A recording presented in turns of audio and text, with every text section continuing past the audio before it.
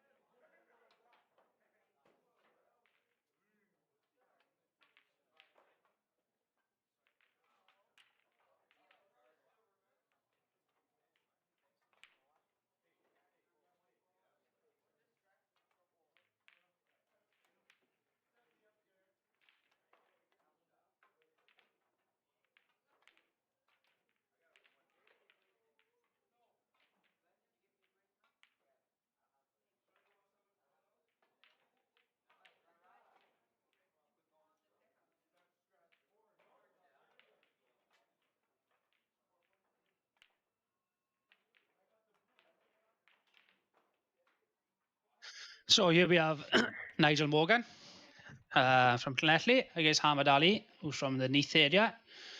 I know he plays in shooters. Very good player, Hamad. Nigel is over 50s. The over 50s team. I know he's going to Gibraltar. So it should be a good game.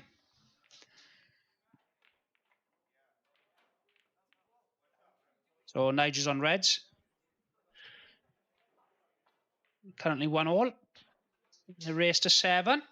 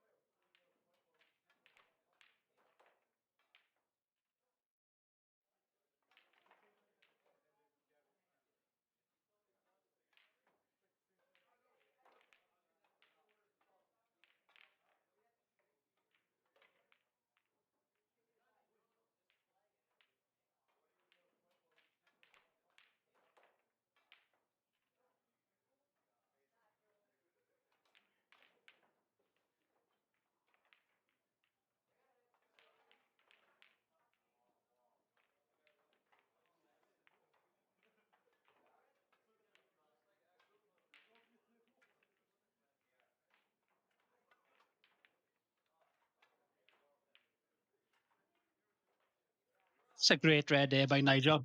Tough black. I don't know if he's going to double it. If he's going to play the cut.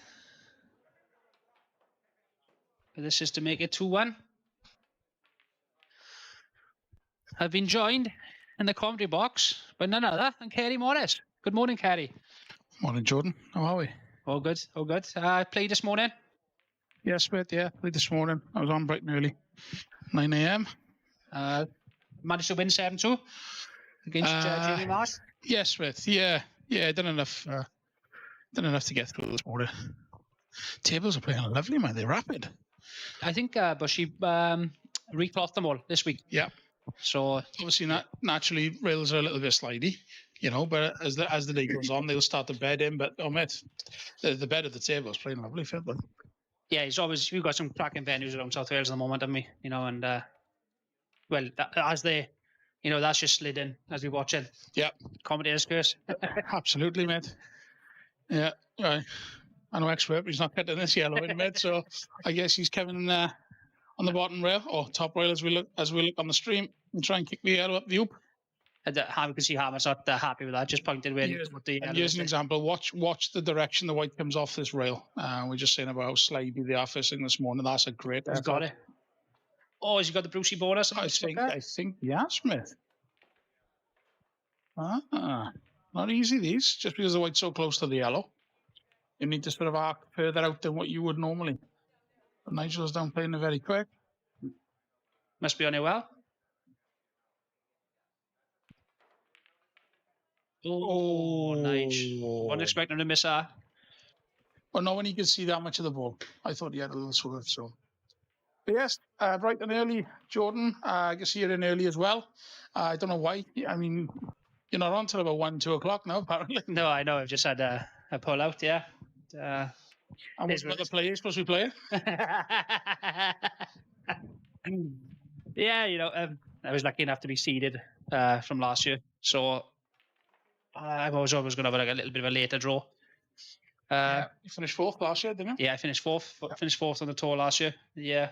Won one event. Got the semis of another and the quarters of another. Couldn't make the other 2. So yeah, decent run. It's great to see a lot of new people around, though, mate. Like I said, I hadn't played that young kid there this morning. I hadn't seen him before, but I think you'll see a lot of that today. And this is what the IMs is about, right? Definitely, yeah. It's like we were saying last year. It's about people having confidence to come and play against their local players first, and then coming down against the big boys, as they say, whereas they might not come straight down here. They'd rather go and play their local players first. But then coming here, then it is a big jump. It is a big step. But it's nice. But it's about putting yourself out there, mate, and having a bit of belief and a bit of self-confidence in the game that you play. All of us, I think, can play amongst friends where you're comfortable, you're familiar with the surroundings, the local tables you play on. But just have that little bit of self-belief. Yeah, I'm going to put my £30 in, which is amazing value for money. 5, potentially 6 events across the whole year, and just play competitive, cool, and have a go. And that is how you go into get better as a player. Definitely, if you're playing against the better players, you're only going to get 1 or 2 chances a frame. It's no good playing against people, or no disrespect, you're going to have 5, 6 chances, because you can't give boys down to 5, 6 chances because you're not going to win the frame. It's as simple as that. And also, there's a lot to be said, mate, even though I know obviously people want to come down here and play well and, go try and compete and, have a really good go. Watching some of these top players, mate, it's just phenomenal, isn't it? Watching how they go about the table, the patterns, the finishing, what are they thinking? A lot of these boys are communicating, with angles and position with the cue on the table. And there's a lot to learn from just watching these players play. So I think for anybody that's this is their first time coming down, they're gonna have a great day today, mate. They're gonna learn a lot. Yeah, especially Cody Reese, for instance, world champion 3 weeks ago. It's probably no better than to watch Cody play and just see how he goes around the balls, see how he finishes the balls, and just learn off the best. Yeah, definitely. I think Cody was down early this morning as well. He qualified through the Bridgend IM qualifier along with myself. And I think he's got through. Tough little draw. I mean, Wayne's a solid player, right? So Wayne played very, very well. But there's some of these players like Corey, mate. He's not world champion for nothing. It's just got that little extra level to go again. And then some of the top boys. Be interesting to see how he gets on today. His first IM event. Yeah, because Corey obviously didn't enter last year, did he? So yeah, it's his new event for him. It's probably nothing compared to the world champions, I suppose, Gabe, but it's still, probably the biggest. Having a knock in Abercrave, mate, do you know what I mean? It's not exactly playing for 12 grand, you. But fair play to him. But again, he's coming into form. He's playing well. But do you know what's most important for Corey? And he'll tell you himself. He's just enjoying playing the game at the moment. And you go through periods where you're struggling with the game. You're sort of, your mindset's not in the right place. But he's just playing with freedom. He's enjoying it. And I think it makes you want to play and want to turn up to these events and you want to put on a show. You want to, and if you're not enjoying it, then it's probably the worst place to be as well, isn't it? Oh, absolutely, mate. The game will sort that out for you, mate. Yeah.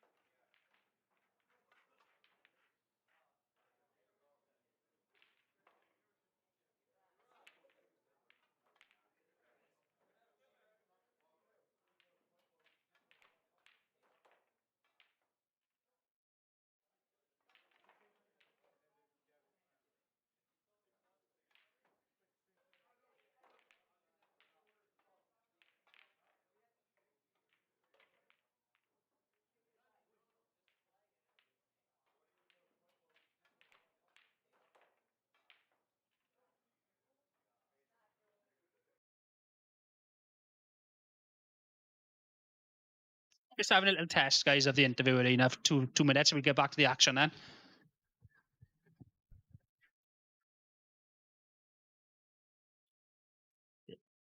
Yeah, it's all right. Barber's dream.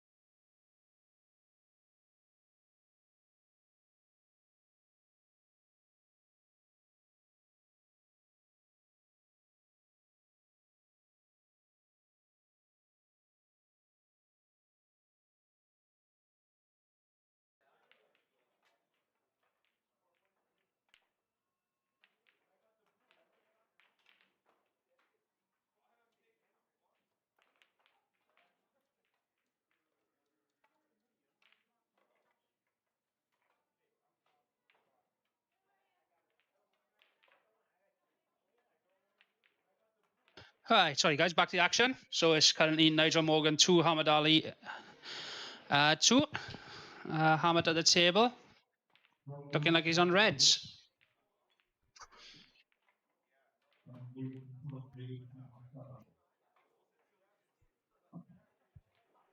So just for people who are not aware, okay, obviously this is the second year the IM is running. Last year, the top 16 seeded people have seeded for this year. So, just looking at some of the seeds there, there's some good players there, okay? Oh, yeah, man, absolutely fantastic. Well, let's go through them in order there, mate. Some figures came through as top seed, finished ranked number 1. He was just consistent all year, wasn't he? I don't think, did he win an event, or was he just consistent all the way through? He didn't, mate. I think, from what I understand, wasn't he in the final of like events 1 and 3? Just couldn't get over that line, but he was always around the semis. Yeah. I think his worst result bit was actually a semi-final, maybe a quarter-final. So that's consistency, mate. He finished number 1. Curtis Lee, number 2. Did he win an event? He won event number 2, mate. Then we've got Phil Hoskins, who finished in 3rd. Again, Phil ran deep on 2 events. I think he narrowly missed out to Curtis in event 2, and then in event 4 as well to Luke Sanjis. Yourself, mate, 4th. I mean, fantastic achievement, buddy. Yeah, winning event 3. You must have played well last year to finish that over, obviously 5 events, and the caliber of players around, buddy. So congratulations on that. Before I jump in, so obviously you finished 4th last year. Any ambitions to go a couple of places higher this year, mate? Or? Yeah. You're always going to set yourself targets. There's no reason why I can't, get to 3rd, 2nd. Why can't I get 1st? I am probably playing the best pool that I've played at the moment, and I'm confident. I want, and like going back to what you said about Cody, I'm enjoying the game again. starting to enjoy it. I want to play. So yeah, there's no reason why I can't. Obviously you got Corey, Luke Sanjis, Curtis. You got all them boys. I understand that. But who knows? It's pool, isn't it? It's all on the day, mate. It is all on the day. You certainly got a game to compete, haven't you? Which We're finished 5th. Then we have Mark Skinner. So Mark Skinner's done well there, haven't he? Coming from Abergavenny. Yeah, from Abergavenny. He's over 40s, senior player. Mark. I know he goes to. Plays for Wales in the over 40s. Yeah. And I know event 5 finalist. Narrowly losing out to Luke Sanjis. Luke Sanjis, yeah. He beat me in the semi-final 7-6 of that event. Yeah. Fantastic. But he was in the team out in Coleraine, and where we won the European Championships. Okay. Was Mark. Yeah. So yeah. Yeah, well, obviously he was out in Ennis as well. Yeah, he was out in Ennis for the over 40s, but he was in the Wales men's B team out in Coleraine. Oh, awesome. Ranked 6th then coming into this was Johnny Bushnell. We all know Johnny Bush. I didn't even mention him earlier. Yeah, Yeah, number 7 then coming in was our most recent big 128 winner. Mr. Sean Moore. Mr. Sean Moore, indeed, mate.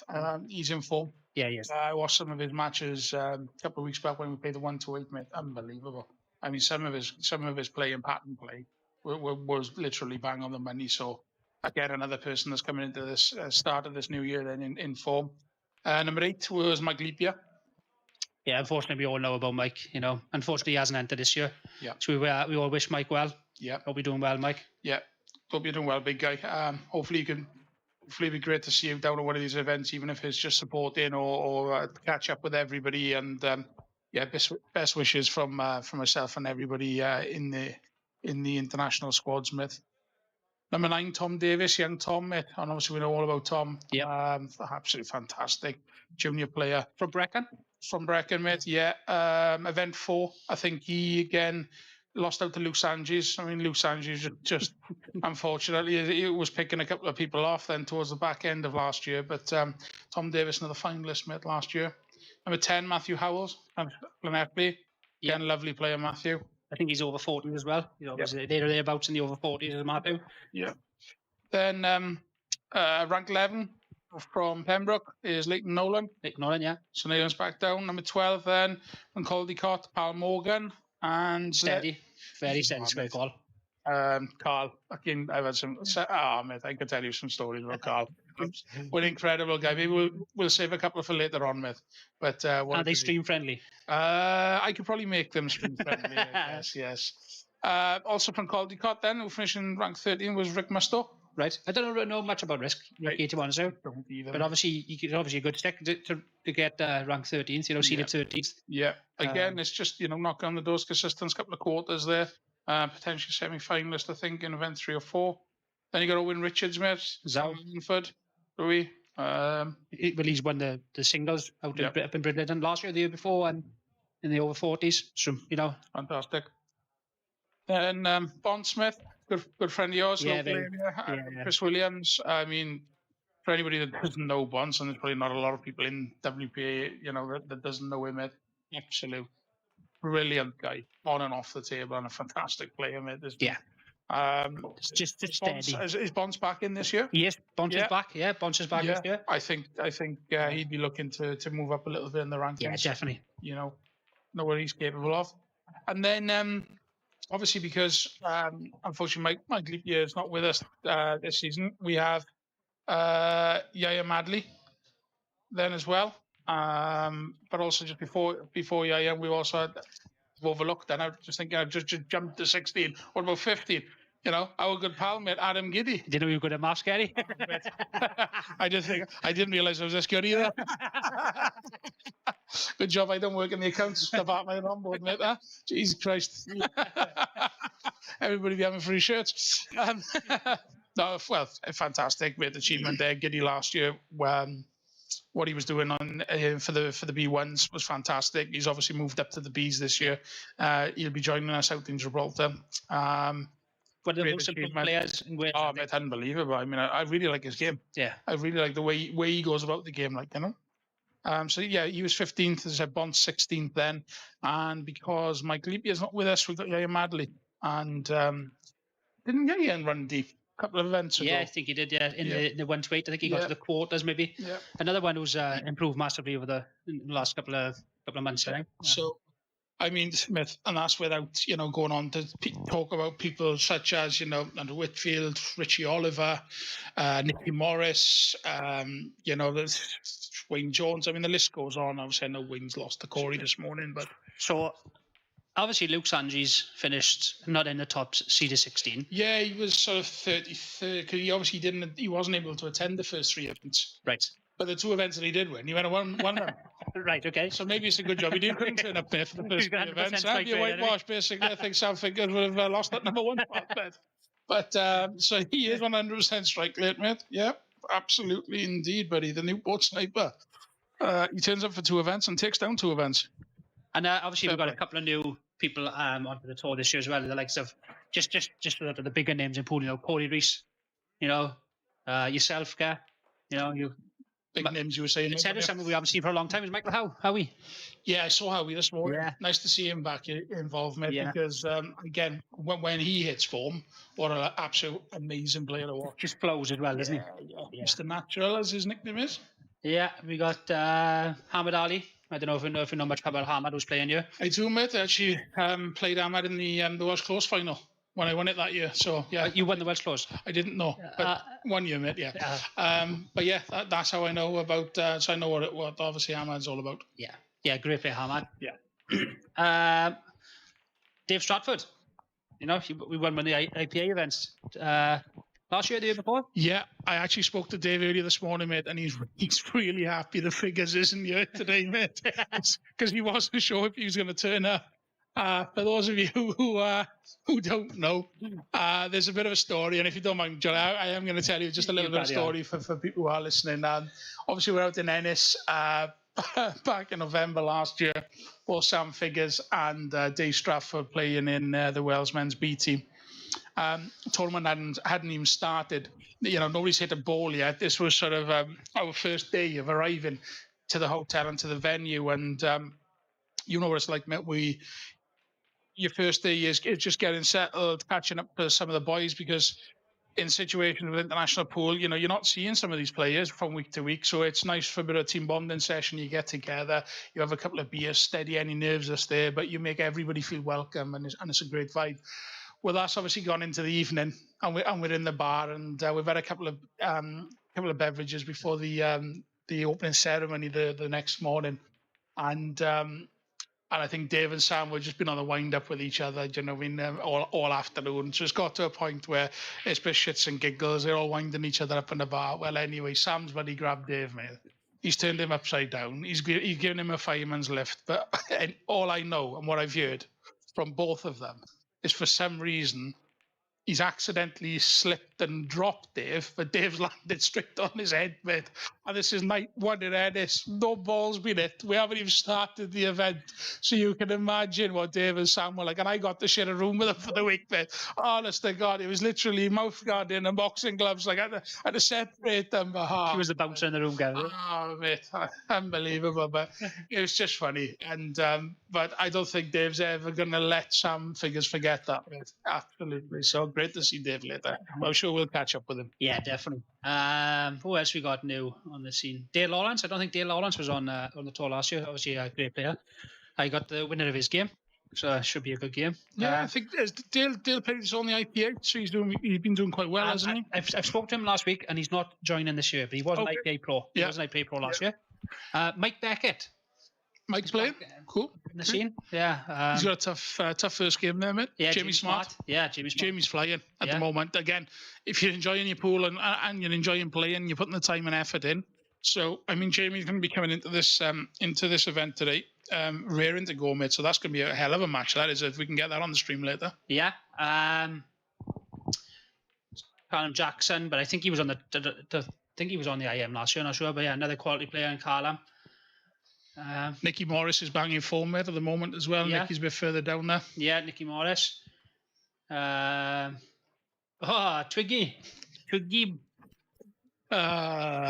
Saturday afternoon with Twiggy on the stream, huh? We hope we're not putting him on the stream. 84 coughs, 4 fags, 3 puffs in the last pump, and 8 Carlin. Yeah, and probably at that point it'll be 1-1. No, they probably just racked the balls up. But yeah, you know, just quality throughout the draw. You know, and plenty to look forward to then. Yeah, definitely. Anybody? Who do people think is going to win? Put it in your chat and let's have a look at what people think.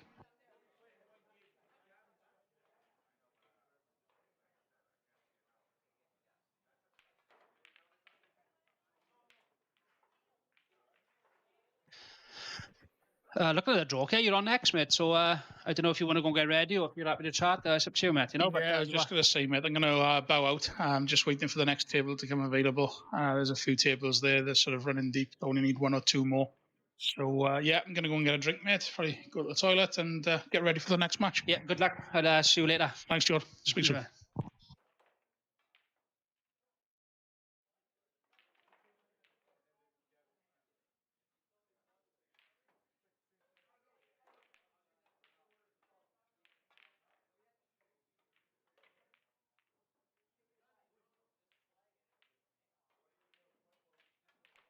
Who's that, Alan? The thing is, Al, you got to be 100% committed and know the shots, mate. And that's what happens then. But boys don't want to turn up. You know what about being 100% committed and know the shots, mate. All right then. So back to the action. Kerry's gone to get ready for his game. It's currently 4-2 to Hamad Ali against Nigel Morgan in a race to 7.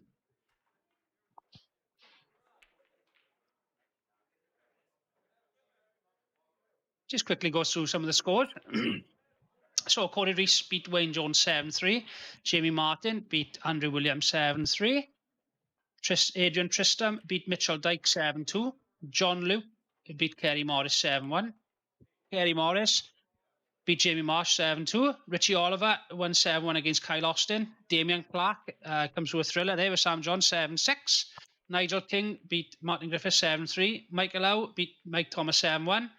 Lee Loftus beat Vicky Lewis 7-5. And these are the current scores. So Darren James is currently 5-1 up against Mike Lawrence from Neath. Gareth Money is 4-3 up against Sean Thorne. Corey Williams and Craig Bolton is 5-all. Ryan Jeremy is beating Mike Bolt 3-2. Don Maiden's falling up against Sean Caton. The game on stream 4-2. Jamie Martin's beating Yaya Madley 5-3. Dan Richards is 3-0 up against Gavin Tong. And Tom Witts is 1-0 up against Dan Harris. That is the latest scores.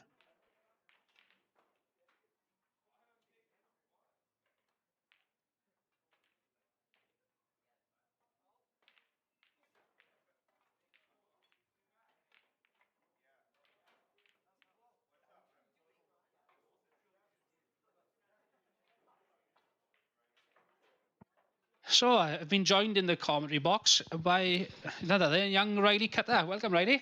All right. Yeah, all good. So I've seen that you're entering a lot of competitions lately, Riley. So, enjoying the game? Yeah, just getting ready for the Gibraltar season time, like. Yeah, so Gibraltar now in about 3 weeks' time. Yeah. So what age group are you in? The 23s. And the 23s, nice. Yeah. Is that the first week or the second week? The second week. Second week, so you're in with the men's, then, you? Yeah, I'm going. I've got a long, tough 3 weeks, so I've got to go to Wigan first for the next gen. Is that the ultimate pool? Yeah, and then I go away for the first week to Gibraltar for my mother to manage the under-18s. Right. And then I'm out playing in the under-23s A's in the second week then. Nice little holiday, wasn't it? Long holiday, long time. Like. So you represented Wales before, really? Yeah. What age? I've done both really. Well, my first time representing was for the under-23s A's. And then that was in Bridlington, and I represented the under-18s B in Ireland. Paul Rain or NS? NS. In NS, nice. Yeah. Enjoy it? Yeah. Sometimes it can get a bit of aggravating, but can be long sometimes. Yeah. That's what I find sometimes. So you come through the Abercrave qualifiers, yeah. So you got some good players on here. Mark Skinner, Ben Harris, yeah. Corey Williams, yeah. So how many people entered in? You were in Abercrave. I think it was about 30 something. 30 something. It was way far away. I think it might be about 32. No, that's a good amount. So how many qualifiers did you have then from your area? 4. You had 4. So you qualified? Me, Mike Bolt, Ben Harris, and Corey Williams. Oh yeah, me, Mike Bolt, Ben Harris, Corey Williams, and then Mark come under in the top 16. Yeah. So Mark actually finished 5th last year. Yeah. Mark finished 5th. So yeah, so he's a seed into the first round already. Yeah. I don't know what he's going to do with this red. Long. Oh, then the action. Oh, you can cut that in. Ooh. I would have been a bit scared of that, to be honest. Flicking off the yellow and going in the middle. With my luck. Played that well. Played that well, yeah. I done that against you on table 10 when we had that in the first IM qualifiers, I think. Was it in the finals? Beat me 7-3, I think it was. I mean, we beat like that for a long time. I remember. A long time ago. But... I remember I played yesterday. Last year. Yes, it was currently 6-2 to Hamad Ali against Nigel Morgan. Ooh, Dan Richards taking a 3-1 lead against, is that Gavin Tang? Gavin Tong, yeah. Oh, Corey Williams and him staying neck and neck. So these two come from the same qualifier then, did they? Who, Craig Bolton and Mike Bolt, you said, wasn't Mike it? Bolt, yeah. Sorry, yeah.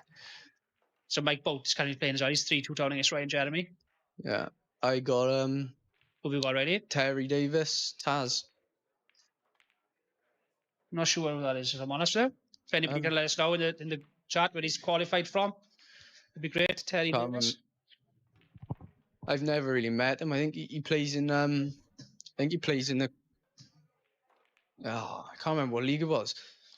From Newport, I think. From the Newport Leagues, yeah. We'll have a look at his profile now if you want. Let's have a look at his profile. Terry Davis has come through. Yes, he's from Newport. Cumbrawn. From the Cumbrawn League. He's got to be a good player, beating young Oscar Harris. Oscar Brooks, yeah. Yeah, he's a good player, he is. Yeah. Is he new team or is he?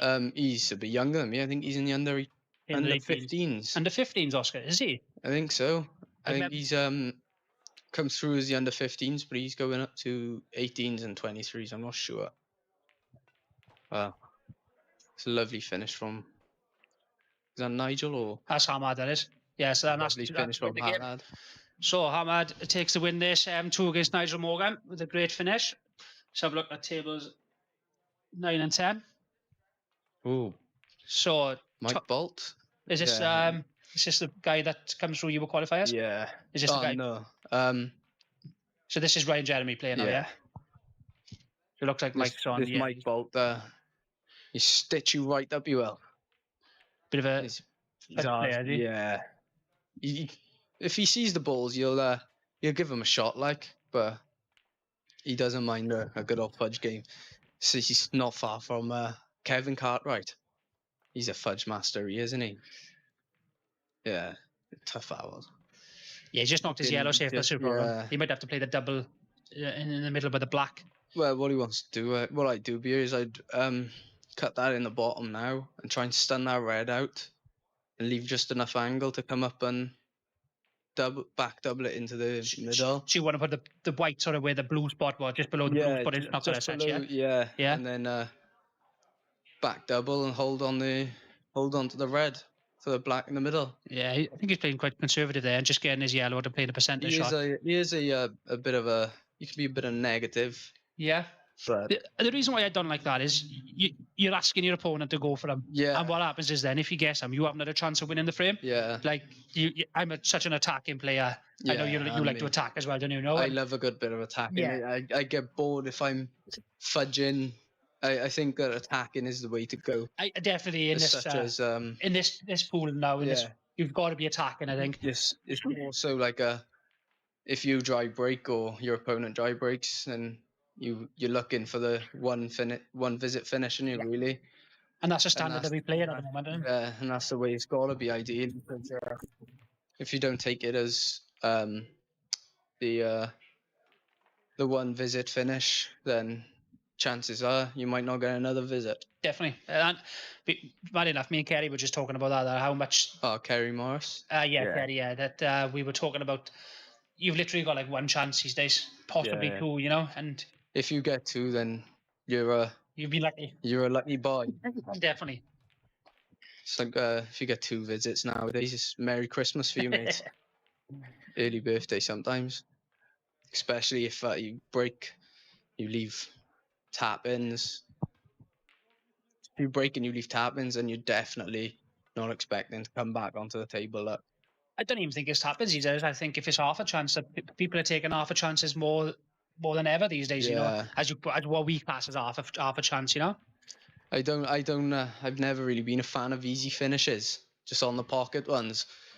You guess they're too easy. If they're too easy, then you've got such a high risk of getting too comfortable and losing concentration. Yeah, I'm probably a bit like you, Ryan.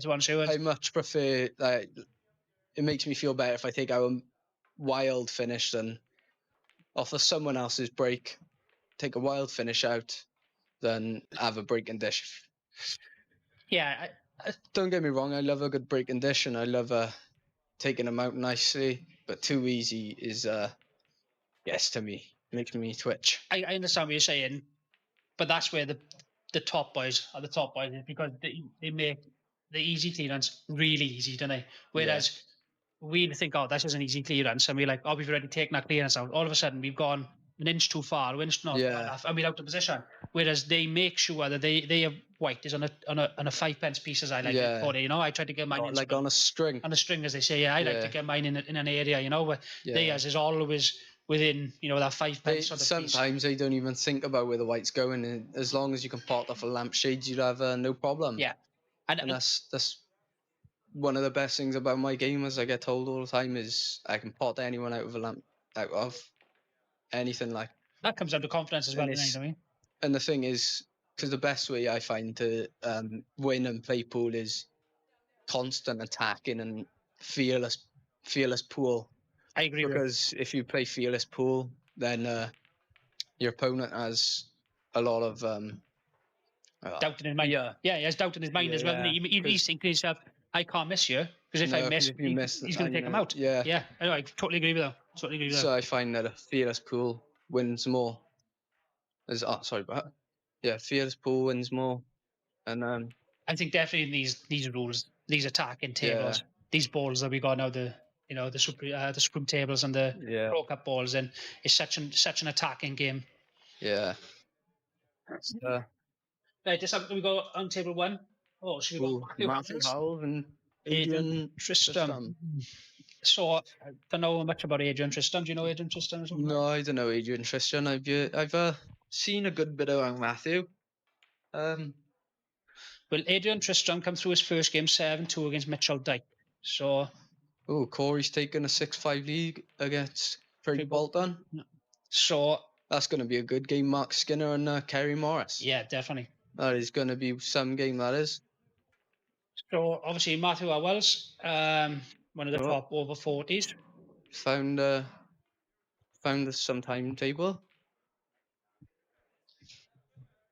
Tough finish from anywhere on you, reds or yellows.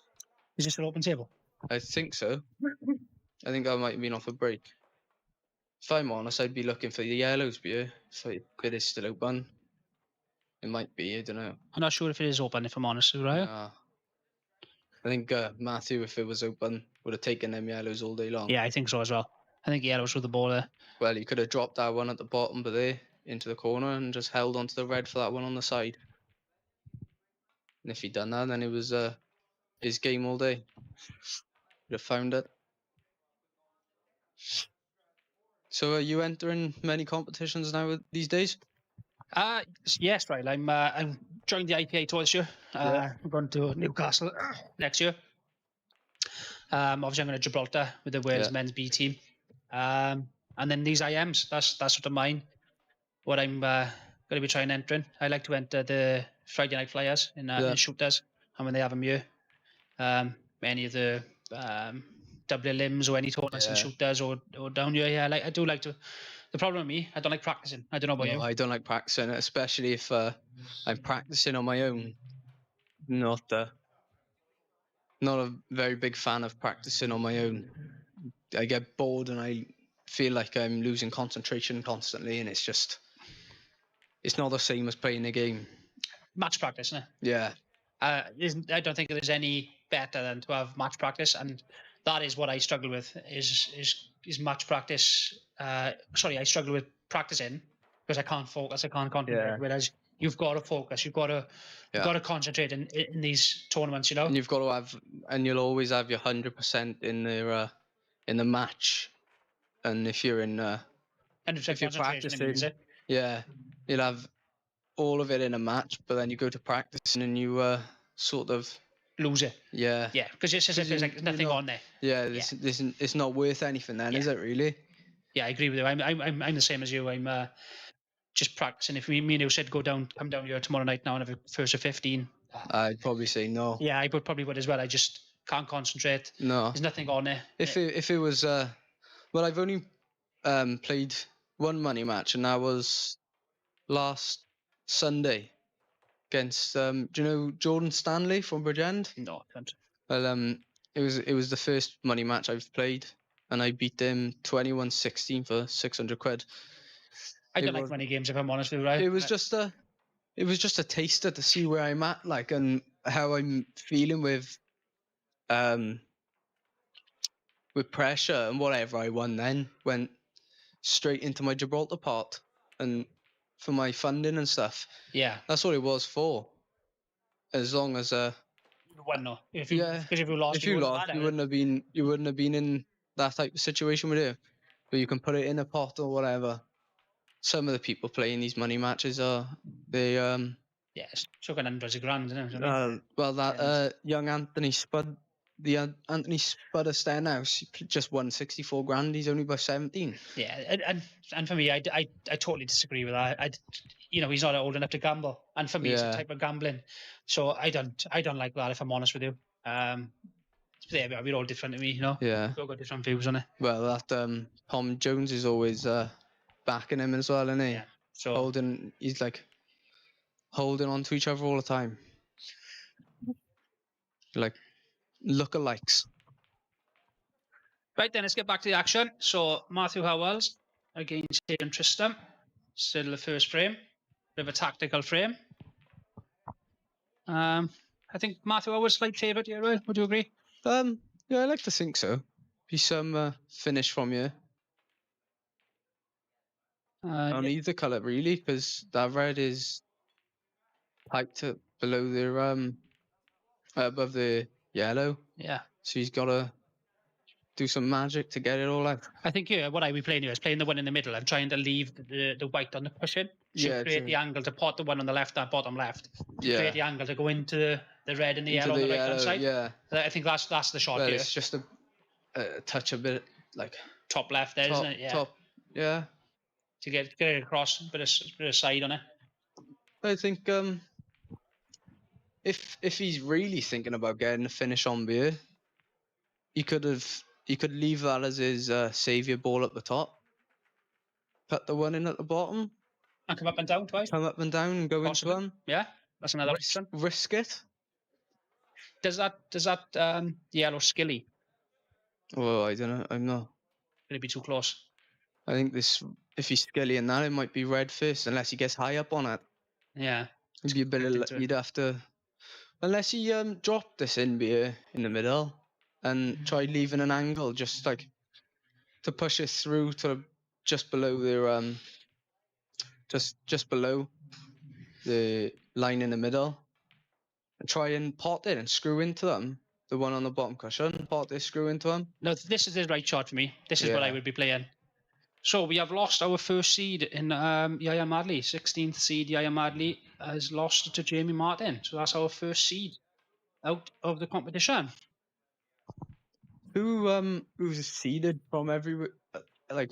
This is what I would be playing. That's a very great effort. It was unlucky. That's what I would have been playing. So we went through the seeds earlier, right? So Sam Figures finished number 1, Curtis Lee number 2, Phil Hoskins finished number 3, myself finished 4th, Mark Skinner 5th, Johnny Bushnell 6th, Sean Moore 7th, Mike Leaper finished 8th, but unfortunately Mike Leaper's not well at the moment, so he has not entered. He's a very good player as well. Mike is, very good.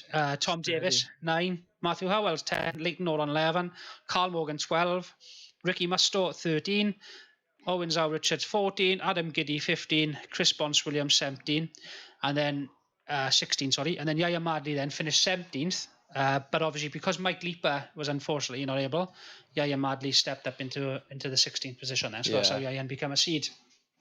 It's a bit gutting. Very nice person, Mike Leaper as well.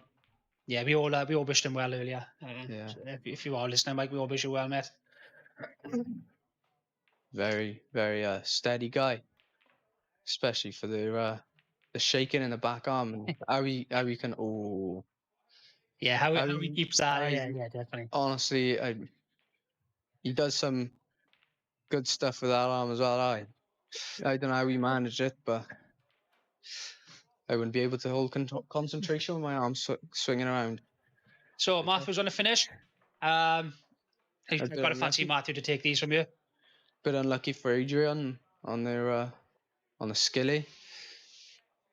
So drop us in the middle, bottom left, come across, screw back up black in the middle. So that's what I think Matthew's going to play here. Just more of a dinky shot on that red, really, innit? Yeah. Just to make sure you stay off, try and get off the cushion and have a nice enough shot on it. Even if he's on the cushion, you Yeah. fancy Matthew potting this, you know? Yeah. I thought he might have wanted to come back a little bit further than that. Yeah, I would have tried coming back a bit further off of that and earning myself more of a straight shot off of a cushion. So that is 1-0 to Matthew Howells against Adrian Tristram. So have a little look through the scores. So Gareth Money is 5-4 up against Sean Thorne. Cody Williams beat Craig Bolton 7-5. Oh, Craig Bolton had 2 breaking dishes as well. Yeah, 2 run-outs. Mike Bolt and Ryan Jeremy 3-all. Don Maidment is He's another 5-0 up against Sean Caton. Don Maidment's come through Mark Williams's over with pretty Curtis. yeah. Oh, they seeded through Ebervale, didn't they? Ebervale, was it? Yeah, By Mark Williams's yeah. sports club in Curtis, Steve Skinner, yeah. Yeah. Hamid Ali beat Nigel Morgan, as we've seen, and James Martin beat Ian Madley. The latest scores, Matthew Howells obviously is 1-0 up against Adrian Tristram. Dan Richards is 6-2 up against Gavin Tong. Dan Harris is 3-2 up against Tom Witts. Tom Davis is 2-1 up against John Luke. It looks like as if there's been 3 break dishes there. Kerry Morris, Mark Skinner's 0-0. Dave Stratford, Ross Thomas is 0-0 just started. And Jordan Brock, Elliot Griffiths is 0-0 just started. That's the latest scores. Is Mark Skinner and all gone? Yeah. Yeah, Mark Skinner and Kerry Morris have just gone on to table 6. Yeah. Some steady players in this. Do some. Right, I'd like to do this with everyone, right? Yeah. So, name the 2 finalists. So, obviously, you've got the top half and you've got the bottom half, okay? Right. So, the top half is from game 80 to game 65. What do you think's going to come through there if you're looking through the names? Game 80 to. Game 80, so this one, 65. yeah, to 65. I'd like to see at the top there. I'd like to see Corey. Corey's got a chance to get through here, yeah? I'd like to see Tom. Tom Davis? Yeah. And then it's a mixture between Kerry Morris and Mark Skinner, I'd like to say. I haven't really seen Dave Stratford or anyone else really. Yeah, you don't know much about Dave Stratford? No. Well, Dave Stratford... he's part of the IPA as well, isn't he? He won the amateur event, I think last year or the year before. Dave Stratford, yeah, phenomenal player. So he is definitely somebody who you need to keep an eye out, is Dave Stratford. Yeah. Richie Oliver, I've heard, is good. Yeah, Richie Oliver's a quality player from Caerphilly. Tell you what, that Jack Lewis is a really good, really good player. But I bet he's in an hell of a lot of pain because he's some 6'5" bloke and bending down to the table a lot. So I didn't realise he was on the 80. I'd like to see you in the final as well. Yeah, hopefully. Hopefully, aye. So Jack Lewis, yeah, hopefully, right? If you're in the bottom half. So yeah. Jack Lewis used to be in the same team as me for under 18s, under 23s. Did he? And he was about 6'4" then, so he's got to be about 6'7" or something like that now. Yeah. So yeah. Huge, mate. Yeah. So you've also got Dale Lawrence here. We haven't mentioned, right? Dale Lawrence was pro last year. Is he? Yeah. So another one. So going down to the show, you fancy So if we were to pick somebody to get to the final of that sort of top 16 there. I'd like to say Corey. Corey? Yeah. Okay. So you fancy Corey? Bottom half. Bottom half. It's got to be me. Yeah, you. No. No. I think. I'd like to say. Maybe Nicky Morris. Nicky Morris. He's a very good player. Very steady, Nicky, isn't he? Steady. It's between Nicky Morris, Curtis, and I would like to say myself, but hopefully. You never know. You never know. As long as I give it my all and I try my hardest. Yeah. Just enjoy it. I think that's some. I like the look of Twiggy on there as well. Yeah. Yeah. And Richards just won. Yeah. Yeah, there's a couple of... That'll be a tidy game. I think Corey takes that off of Leighton. Corey Williams against Leighton Nolan. Yeah, Corey Williams, decent player against Leighton. Yeah, I beat Wales. I beat Corey 7-4 in one of the qualifiers for this. It's a good win. But it went easy. Yeah. You've also got Johnny Bushnell down the bottom. Yeah. Sean Moore see, just won the 1-8. Yeah, Sean Moore. I played his team in county on the 8th. I ended up with 5 out of 5, 2 breaking dishes and a man of the match. So Nice. Hopefully you can take our form into today, right? yeah, hopefully. Who else is sort of down the bottom area? So you got Howie. I don't know if you know much about Michael Howe. I've heard about him. Yeah. Lee Loftus is a good player as well. Lee Loftus, left-hander. Do you know I'm left-handed also as well. Mike Beckett? No, I've never heard of him. So Mike Beckett, I think he owns the Kings in Newport. Oh, is it? Yeah, or he runs it. He's one of the two, and he's always there or thereabouts, always on the IPAs, and yeah, really nice, a very fast-flowing player, Mike Beckett. But just playing Jamie Smart, who at the moment is absolutely flying. Kerry Morris has been saying, and I know he plays in the same county team as Jamie and plays in the same league as Jamie, so that's going to be a cracking game as well. For looks of things. Yeah, is that where Perry Morris is from down like Bridgend way, really? Yeah, Bridgend, yeah, so because he seeded through Brackler as well. Yeah, so he was meant to have my old man in the first round. All right. But my old man pulled out because it was Mother's Day. Yeah, and then it went through, and it went Kerry Morris and Corey in the final. Yeah. I think Corey pinched it off him 7-4. Yeah, but they had 2 qualifying spots. So that's where they're both coming in. Yeah, right then, let's get back to the action. So Adrian on a little yellow finish. I don't know if I'd be taking that one. I would touch the left hand side to straighten it back up to come back. Hold on to the red maybe. Oh, he's had a lucky flick. Absolutely perfect. Flick and heck. So to get the white pop right to the black spot, the yellow into the bottom left, sort of bring the white then towards sort of like the green spot of a snooker table. Yeah. I think that's where I'd be playing there. I think I'd just be trying to like stun drag that yellow into the bottom pocket, but there now. The only problem is that you are going to go towards the red. You might go toward. I don't know if I'd probably drag it back towards to leave more of a title angle. I sort of be putting a little bit of check right hand side, I mean, personally. Yeah, I wouldn't be playing that. I wouldn't have gone up that far. I wouldn't have hit it anywhere near as hard as that. I don't know why he's played that. He might be a bit lucky here. Drop this yellow into the bottom corner. Natural angle to come back up. Natural angle to come back up. Very a little tapping in the middle. But if he does give Matthew a chance, I think Matthew stitches him up on that one on the right, and then well, we've got to see takes if he his just chances. first, Yeah. Matthew might not even come to the table.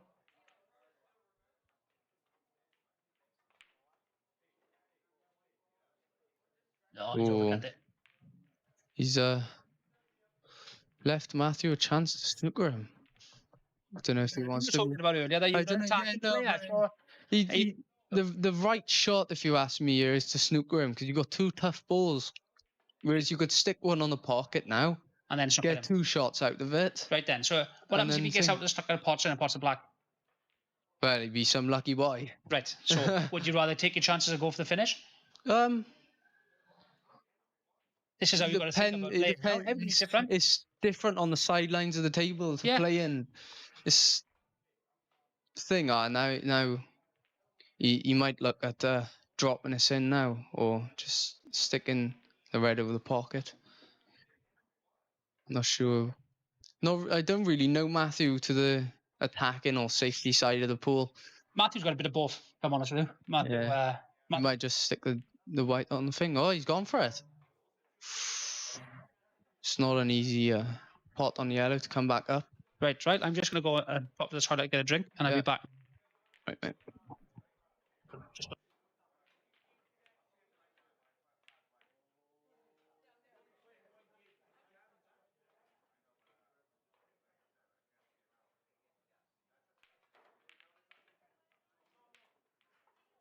Yeah, that's always a tough shot to get on the black.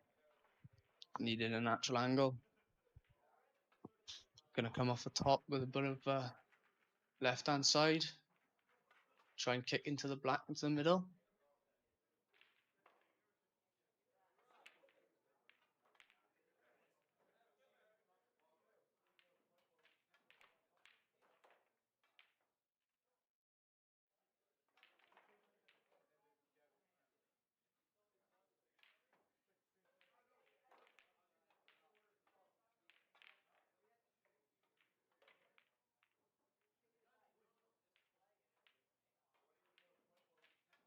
So good effort. Bit unlucky.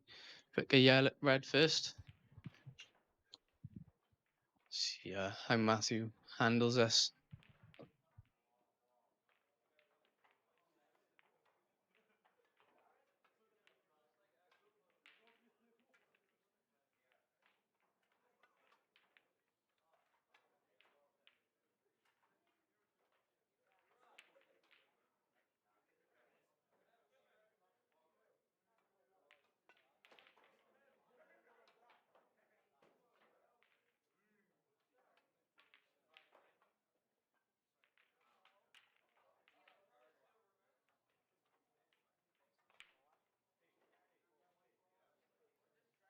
So yeah, that's a lovely finish from Matthew. Let's drop the black in the middle for his break again. Nice.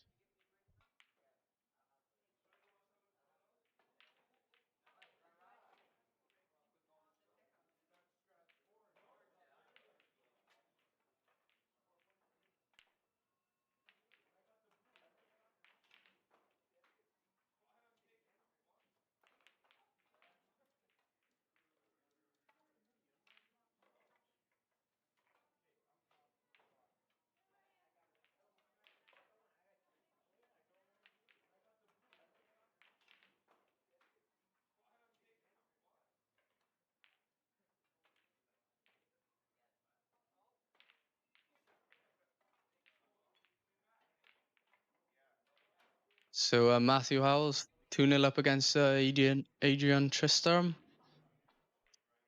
So Matthew's break. See if we can take out a nice 3-0 lead.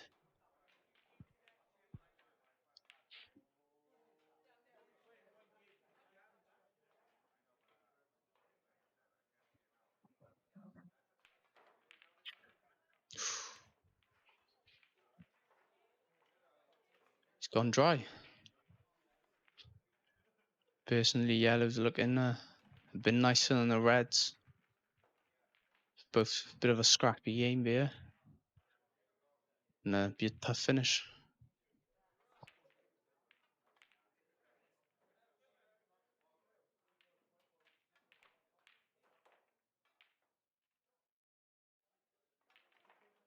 It's a lovely first yellow, but it's the next choice.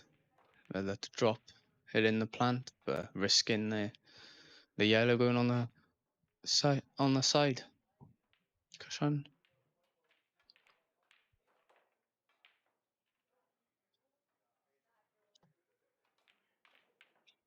Bit of a scrappy game from here. Tough finishes on both. More of a safety frame this is. Fudging game. Give himself some stick beer.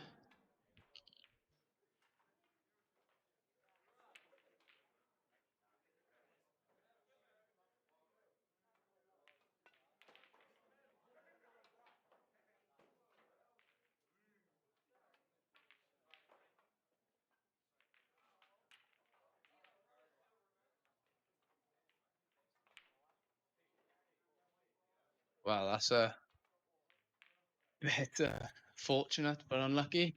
Potting 3 balls in one shot. I think I see more of a Matthew Howells frame from you. 2 shots everywhere. So Matthew Howells wins this one from the situation, unless obviously Adrian comes off the bottom cushion and sticks him in on the yellow. He's looking for it. Oof. Treble.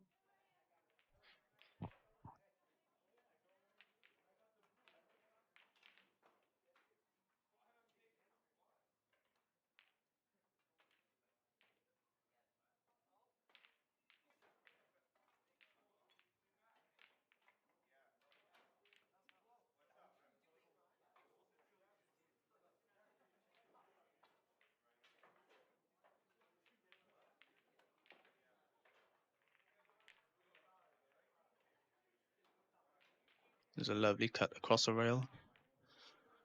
It probably from you, yeah.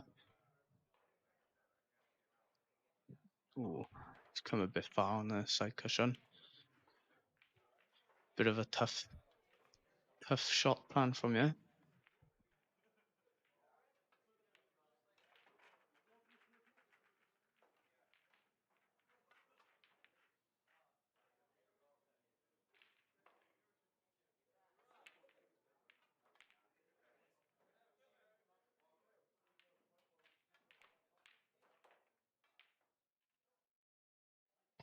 Is he thinking of the double or the safety?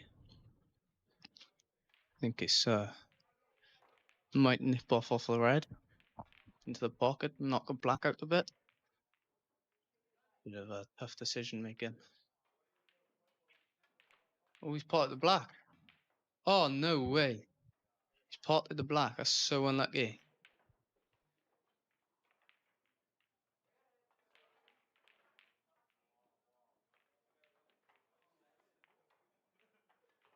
Matthew Howell's a bit of fortunate frame there.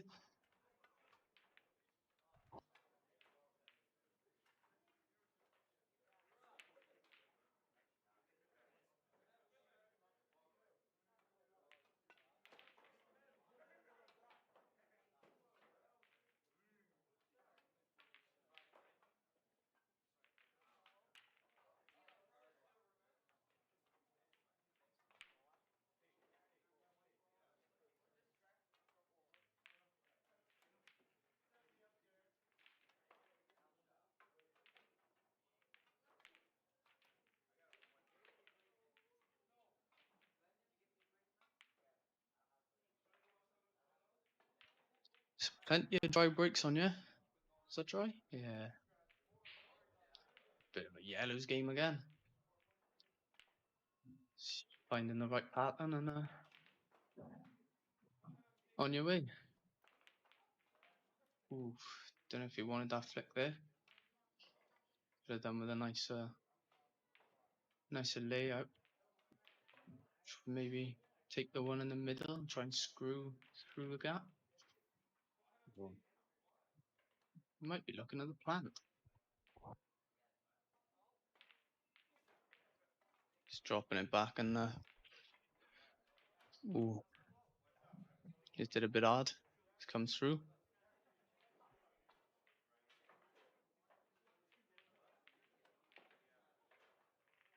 Oh, that's a lovely shot. Trickle the one in at the top and drag back a bit for the one in the bottom left corner. Middle, black at the top. Yellow at the top and then the black in the top. Sticking 4-0 in front. Or just push that through a bit. Yeah. Some nice finish. Have to put a bit of top on it to come off the cushion a bit. Or is he just screw on and off the cushion for the black in the same bag? Or is he dropping it in through and for the middle? It's on for the middle. Nice little finish from Matthew Howells, sticking 4-0 in front.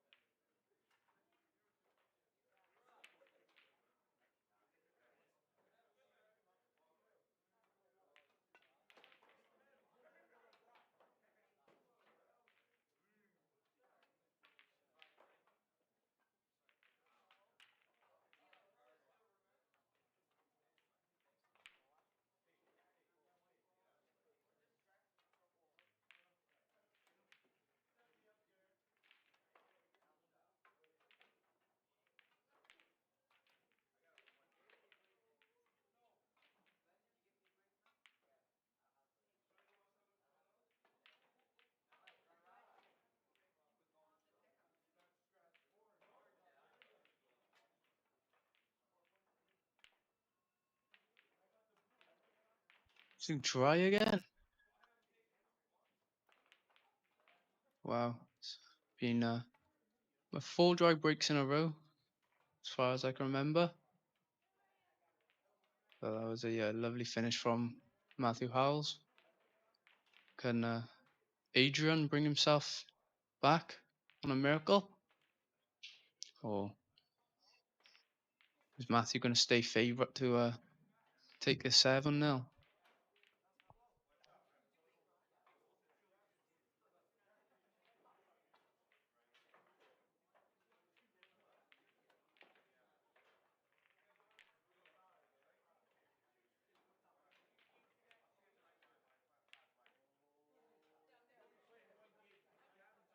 That's one cut in the middle from Adrian. What's his next choice from you?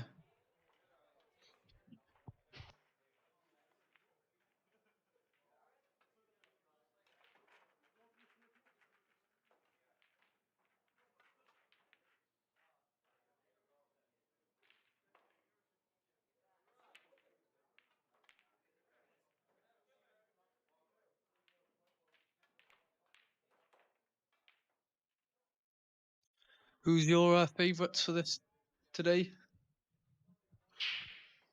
Put in their comment section.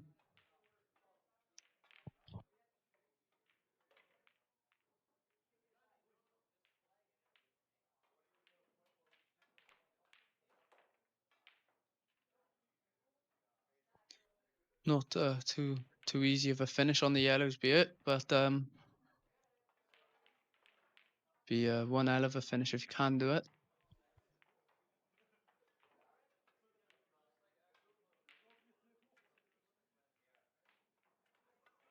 Wow, that's yellow to pot for your first shot. That is one long tough shot. Nice to see a clearance off of Matthew Howells from you.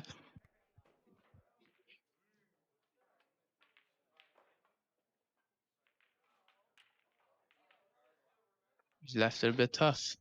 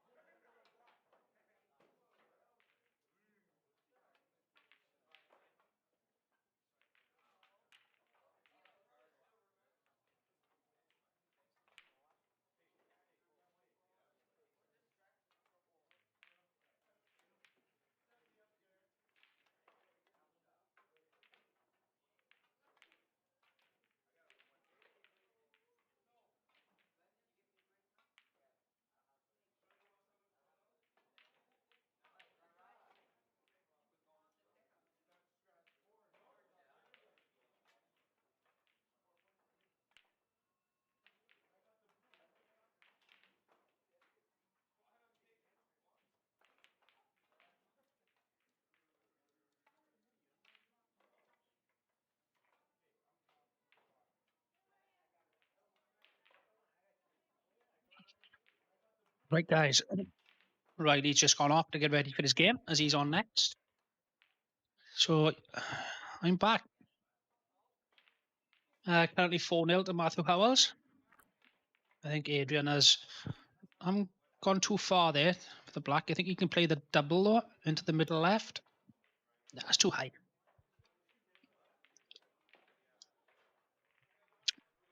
We got a bit lucky here where the white has landed.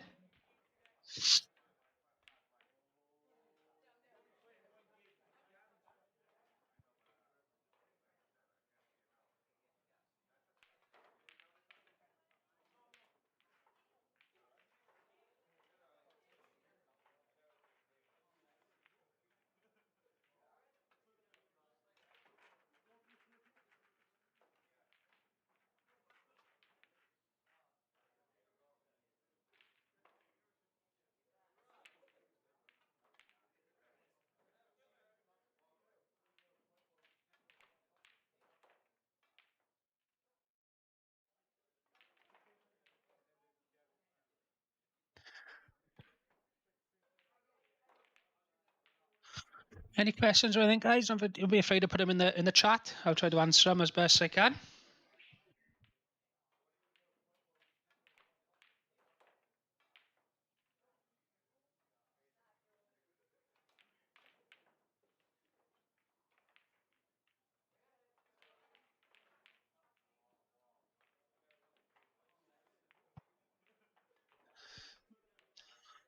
So Matthew has got 2 shots. Got to fancy Matthew taking these. Get this hard ball off the bottom left. The middle left, sorry. Get that off. And they should all be there then. Oh, yeah, he's okay. Got to fancy Matthew from here now.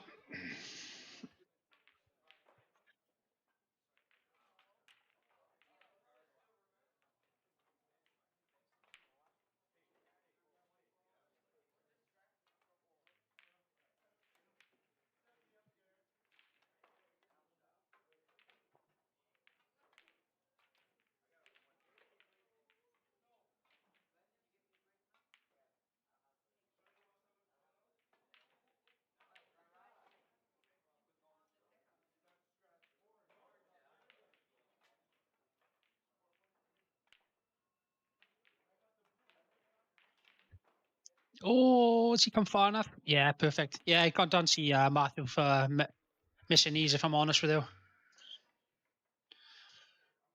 Yeah, just simple. Touch the right-hand side, come down towards like the blue spot here, just the left of the blue spot. And this should be 5-0 to Matthew Howells. Yeah, perfect. Let's have a look what's happening on tables 9 and 10 after Matthew pass. Yeah, that is 5-0 to Matthew Howells. So Dan Harris is 5-3 up against Tom Witts. Ryan Jeremy is 6-4 up against Mike Bolt. So yeah, some really good quality players here today. This is wide open today, I think. Obviously, you've got the favourites in Corey, Hurt, you know, Johnny Bush, Phil Hoskins, just to name a few, you know, but everybody's good enough to beat everybody. Morning, Danny.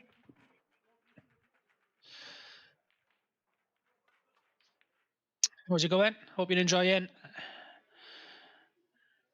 the pool. So, back with Matthew Howells. Currently 5-0 up against Adrian Tristan. Adrian's gone dry.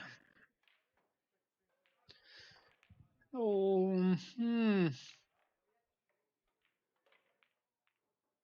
Yellows possibly. If he can get the 3 up the cluster, if he can get on the bottom one, straight into the top right, he can roll it through to have one of the yellows to the top left. Or is he playing in now?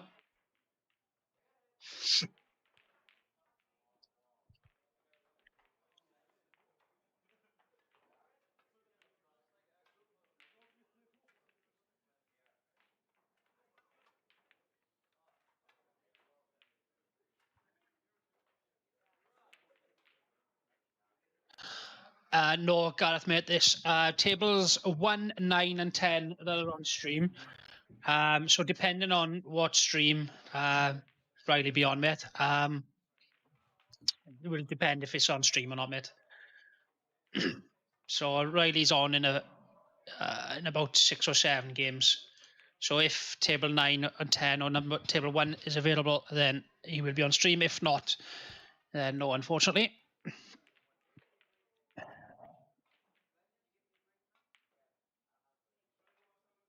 So we have only got 3 stream tables. We've got table 1 here and table 9 and 10 there. So whichever table finishes first, the next game goes on, etc. Yeah, I was obviously speaking to Riley earlier, and he said he's playing some good stuff at the moment. So I do wish him well and good luck to the tournament. I don't know too much about Terry, but I know Riley said he's playing well. So yeah, good luck to him.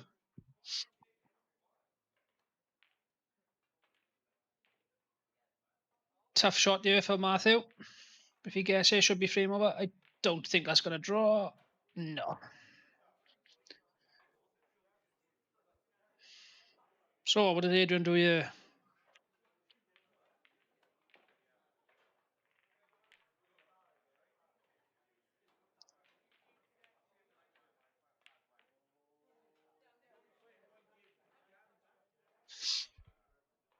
I think you got to pot this one up to the top right and then play a snooker somehow, because he needs 2 shots here. Or does he tie the black up with that red?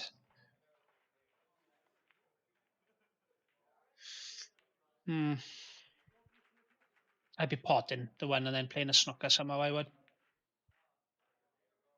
Maybe pot the one stun and then flick off the ball on the top cushion behind the black.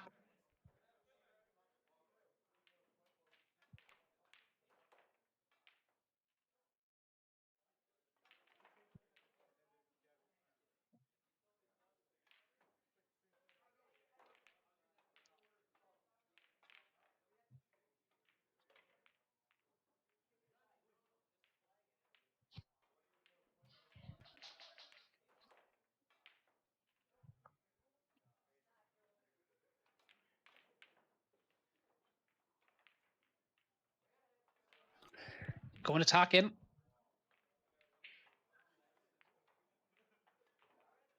Yeah, good shot. Now we can play the snooker now. Doesn't want it is too hard, but he's got to hit it hard enough to make sure that the red hits the cushion. Yeah, he's played that well. Good shot.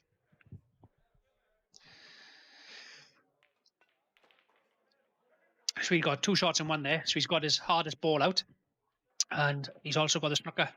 So hopefully with 2 shots, he can clear the bottom right pocket, bottom left pocket, sorry. And then take him out from there. That's if Matthew obviously doesn't hit his yellow,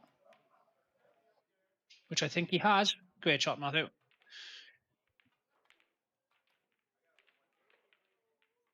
Tough yellow now to the top right corner.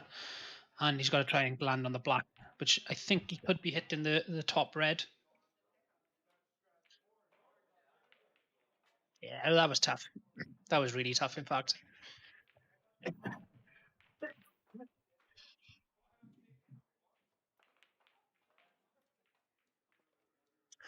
I don't know much about this Adrian, but at this sort of standard, he's got to be taking these.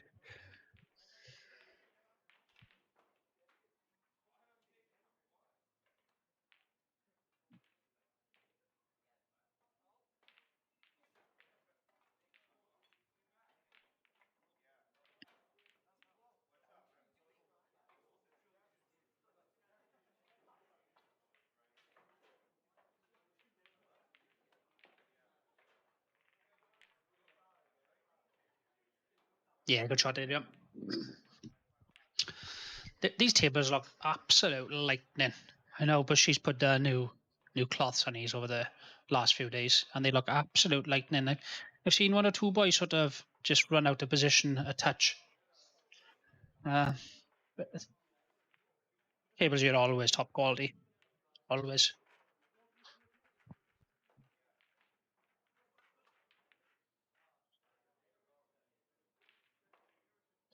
Yeah, nice shot from Adrian.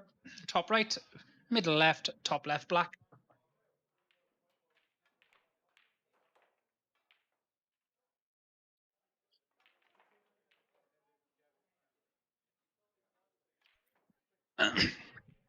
Just going to pop to get a drink. I'll be back 2 minutes.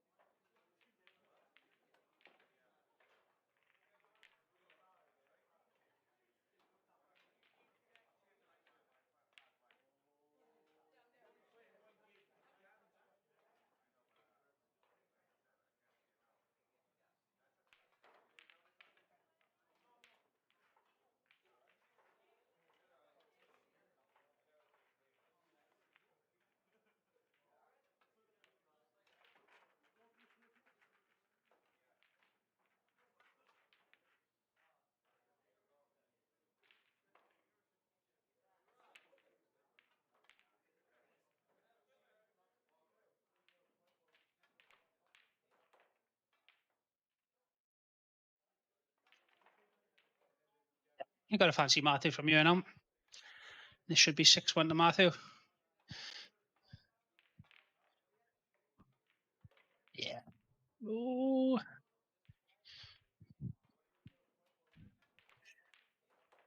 Yeah, I think he's gone too far there. Didn't want to come too far down. He's to sort of pinch the pocket on this a little bit now. Yeah, good shot. Should be 6-1 to Matthew Howells.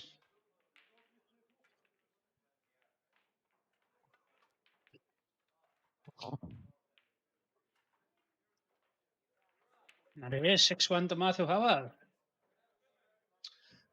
Have a look at that on tables 9 and 10. So Dan Harris is 6-3 up against Tom Witts. Mike Bolt is 5-6 down to Ryan Jeremy.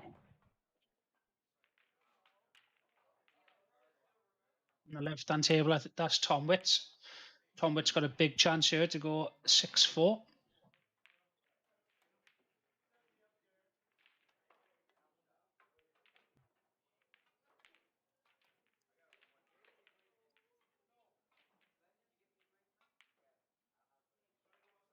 Oh, he must go in the middle for Tom there. Wouldn't have played that myself. You just dropped it and played at the top, but Tom obviously fancies this. He's overcut there. Yeah, I thought that was the wrong shot myself.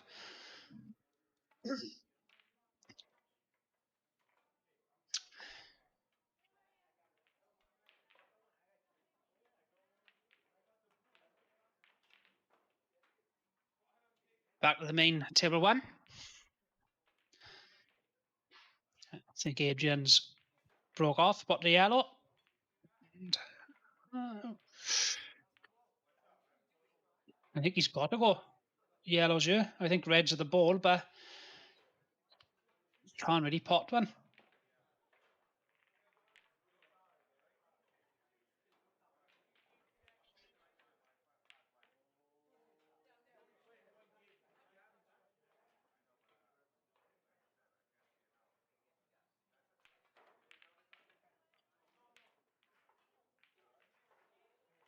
He could. I didn't think he could see that, but he's gone back into no man's land here.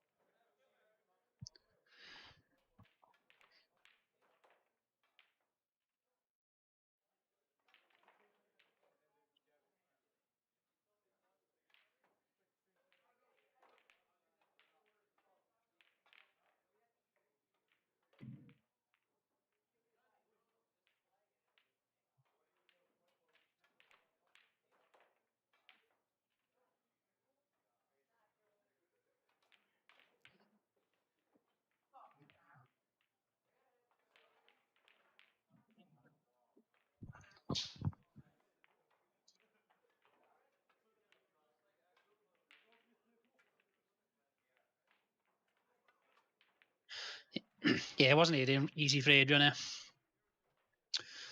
Tough finish for Matthew here. Half a chance, and that's what you want these days, half a chance.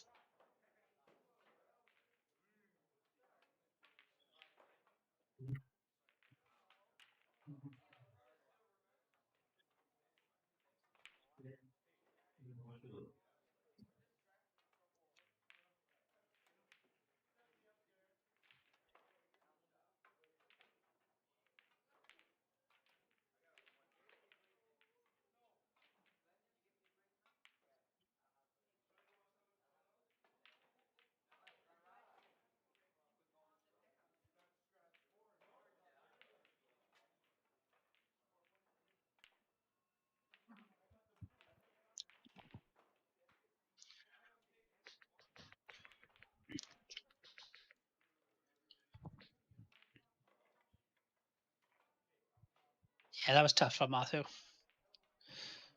No, Adrian's got half a chance.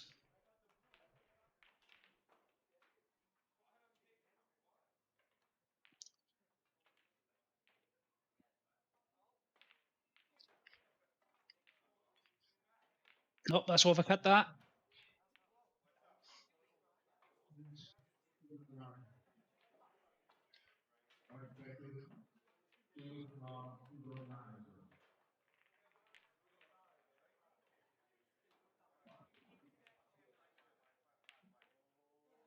So Dan Harris beat Tom Witts on table 9 as a result.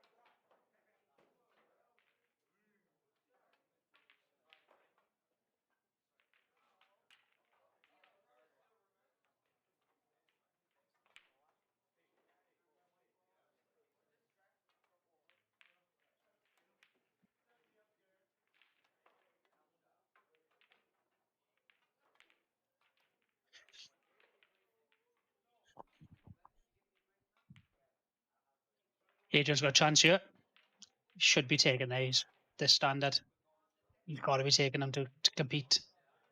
Oh, I think he should still be okay.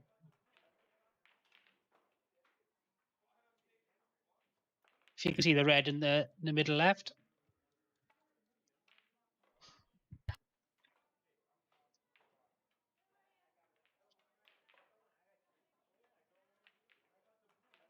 Oh, it's a great shot.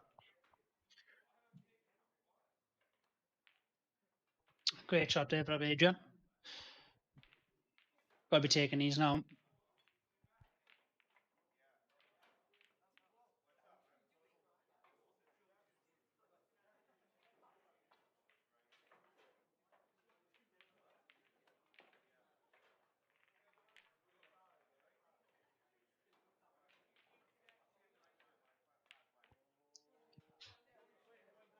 Oh, he's left himself hampered. That's why I probably wouldn't have gone that way.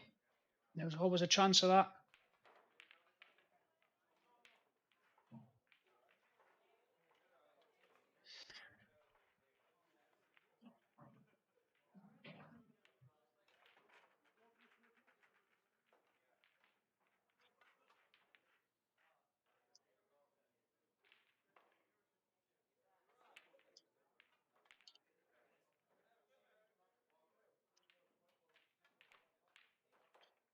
There's the draw in the chat. They've just put the draw in the chat for you guys. If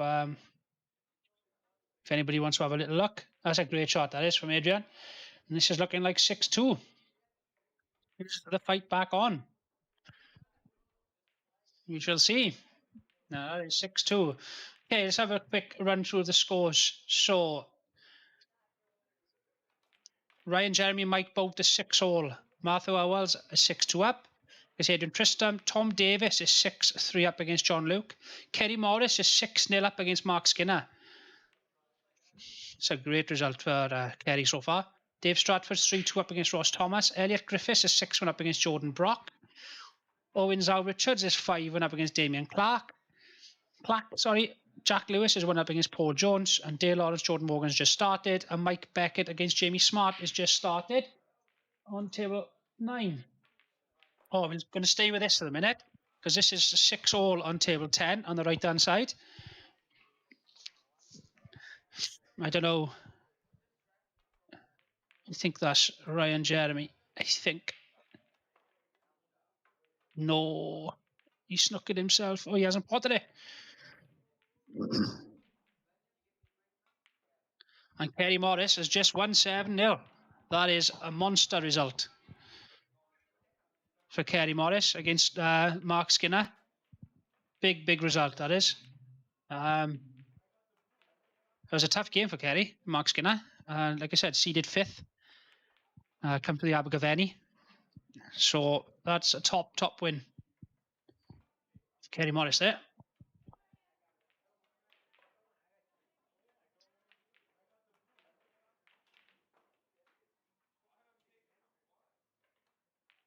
If anybody's got any questions, put them in the chat. I'll try and answer them.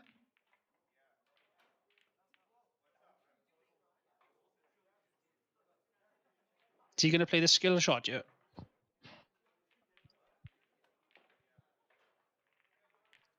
So the game on the left hand side, Mike Beckett against Jamie Smart. That's going to be some game.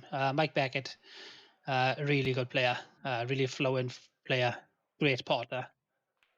Not a very good doubler after that. And Jamie Smart, who's been playing really well lately, so who is also a really good player himself, but just a little bit of confidence. I don't know what Mike Boat's going to do here to get back in the game. Because where's he going to snucker?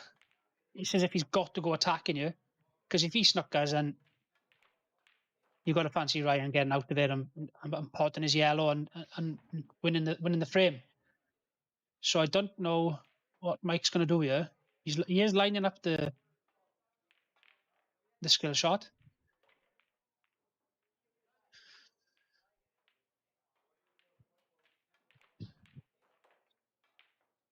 Great shot. Brilliant shot. Still not easy, but he has given himself a chance, and that's the main thing.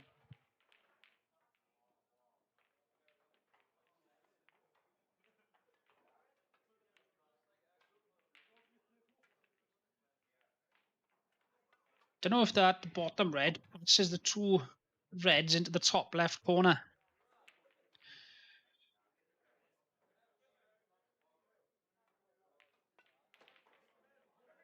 If it does, then he's got a massive chance.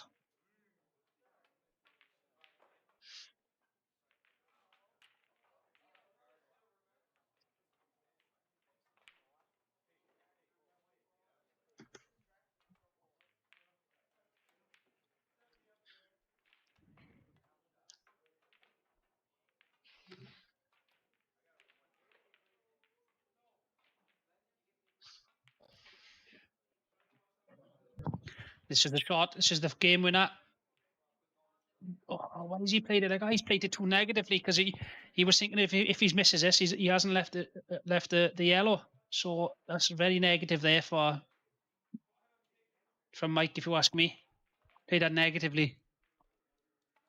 He's got to play another good shot now. That's not there.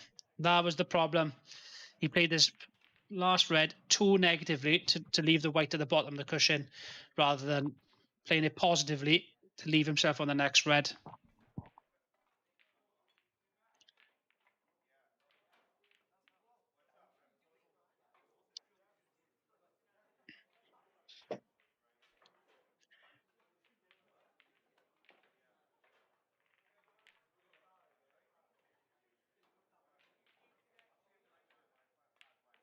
He hasn't played that very well. He's played the double. It's slide, but it's in. Ryan Jeremy is through.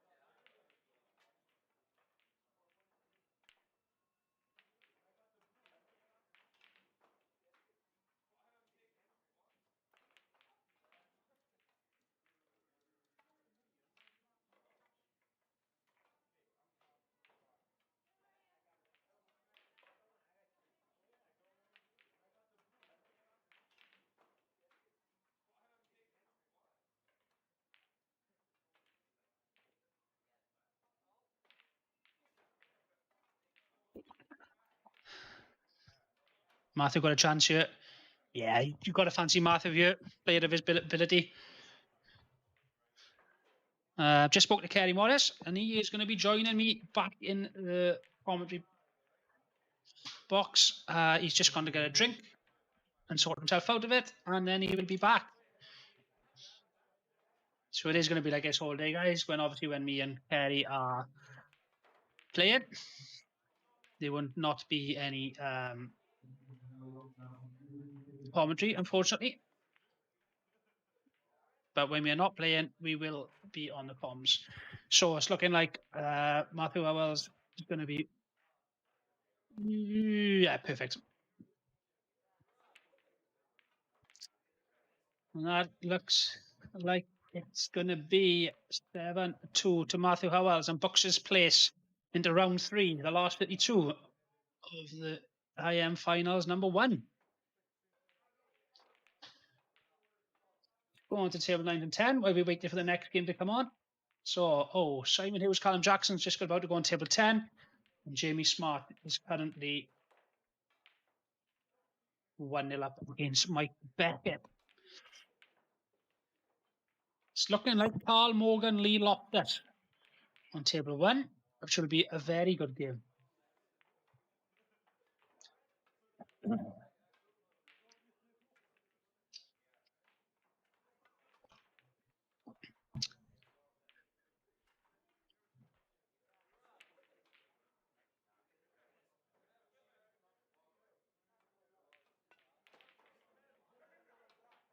A great shot by Jamie Smart. He's going to be unlucky here. He's very unlucky, in fact.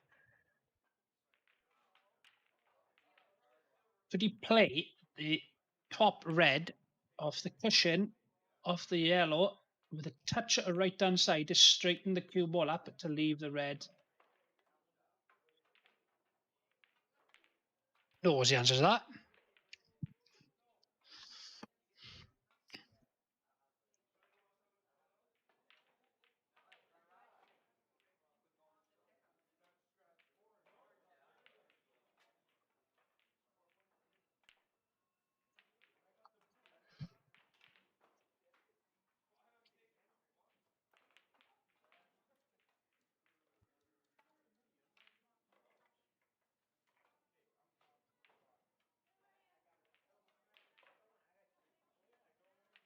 It's Tom, another the main referee here today, just tidying up the tables. Always does a top quality job, does Tom. Knows all the rules. Really nice guy. Always here, making sure the tables are spotless, making sure all players are got the correct attire on. Always checking to make sure people's got what they should have, which is black shoes or black trousers and on the top. And Tom is very eagle-eyed. He notices everything. You will not get past Tom. So Mike Beckett is looking like he's going to go make it 2-1-all.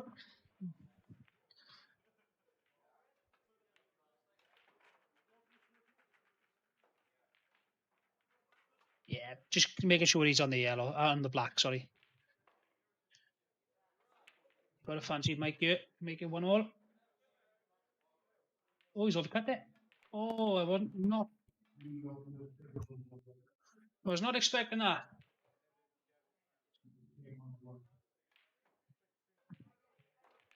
But now you've got a fancy Jamie Smart taking these from you. Yeah, absolutely perfect.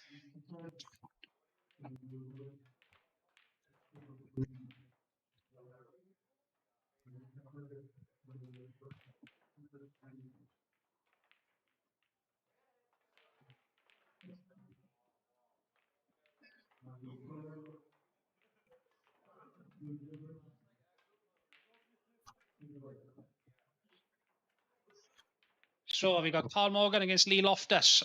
This is going to be a very good game here. Tough to call this. And Lee Loftus is playing really well at the moment. I know we got quite deep in the 1-8 a couple of weeks ago. I think he got to the quarters possibly. And Carl Morgan's a very, very steady player. Plays for the Wales B teams in the past. Solid, steady player is Carl. So we're in for a cracker. Carl actually finished 12th last year on the tour. So he is a seeded player, is Carl. I don't know if Lee Loftus was on the tour last year. I think he was.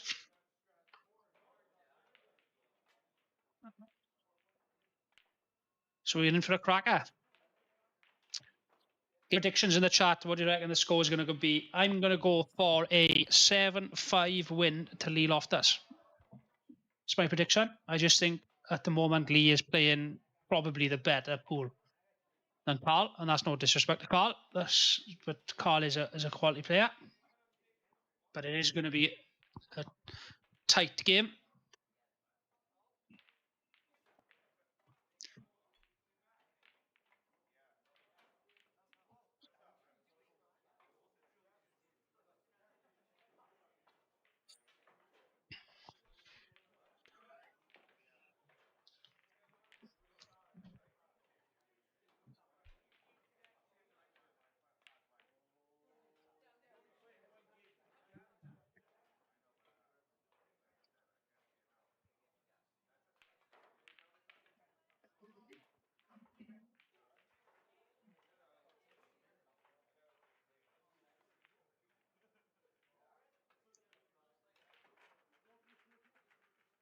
So for anybody who's new to the streaming, so the two players will lag first. So they put the balls towards like the line and hit the balls down to the bottom cushion, and the closer to the top cushion actually breaks first. 7-5 Carl at the Caldecott. Yeah, Carl qualifies from the Caldecott area. The likes of Ricky Musto. Ricky Musto is from the Caldecott, qualified from a Caldecott, sorry. I think Josh Collett is around sort of that area as well, isn't he? Zach Wilkinson, is he sort of that area as well? So is Gareth Key. I know they are sort of that area, aren't they? So yeah, he's a good standard from around that area.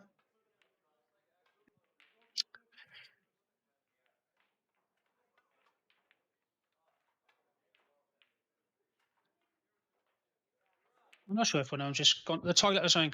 So we'll switch back over to table 9 and 10 until they start. Well, Mike Beckett must have just won the next frame in about 30 seconds. It was 2-0 when we turned over. He is a fast player, as Mike. And Simon Hughes is 1-0 up against Callum Jackson.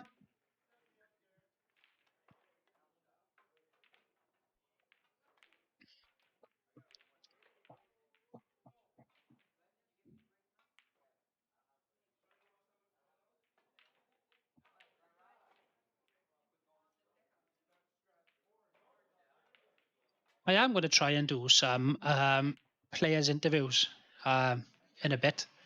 Is there anybody that you would like me to try and ask to interview? And if you've got any questions for them, I am going to try and get Corey in. Obviously, with him winning the World Championships, I am going to try and get Corey in. So if anybody got any questions or anything for Corey, let me know and I can ask him.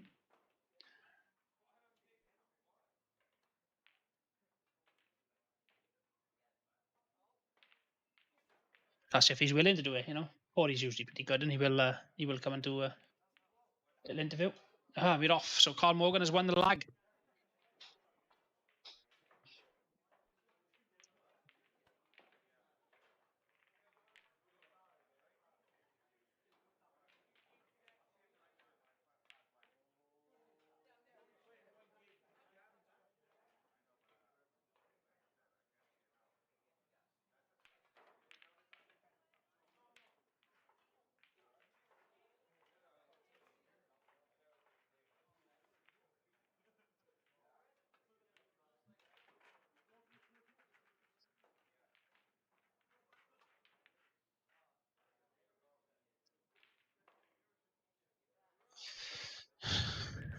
So it's a race to 7. Carl Morgan versus Lee Loftus. Carl Morgan to break.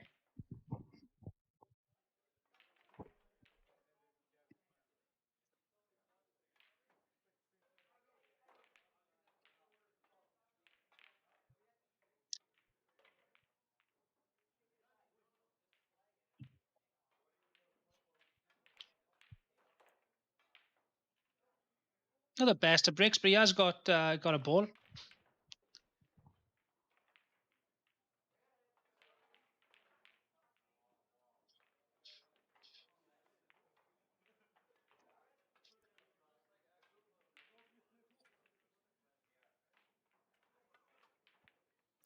Not the easiest of balls here. Not the best of bricks.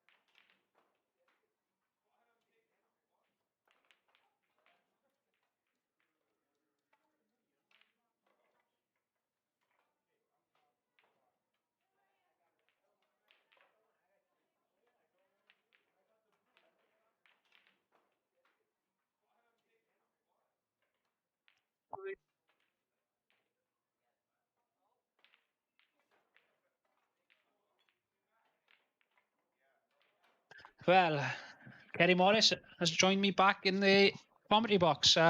Great win there, Kerry, against Mark Skinner, 7-0. It was always going to be a close game, I thought, to be honest with you. But obviously played well, mate. Yeah, thanks, Joe. It was I guess you could say, a surprising result because Mark is strong, isn't he? And I think a lot of respect there, mate, from both us, both sides. We started quite slow. First 1 or 2 frames was a little bit, nip and tack and touch and go, and I have had a fluke in the first frame. Shock. But actually part of the black from being snookered, used the jaws, but managed to send the black. But after that, mate, I played pretty flawlessly. Well, the last 5 frames, anyway, was all 4 break and dishes, or off my break, 2 reverse dishes from Mark's. Yeah, played well though. Yeah. Hopefully you can carry our form into Gibraltar then. Okay. Well, fingers crossed, mate. Huh? Fingers crossed. So we got Carl Morgan against Lee Loftus here. Close game, this one. What do you think? Completely polar opposite styles of players, mate. So Carl Morgan, very methodical, takes his time, will do nothing erratic, always plays the right shot. Lee Loftus, bit more play, mate, haven't he?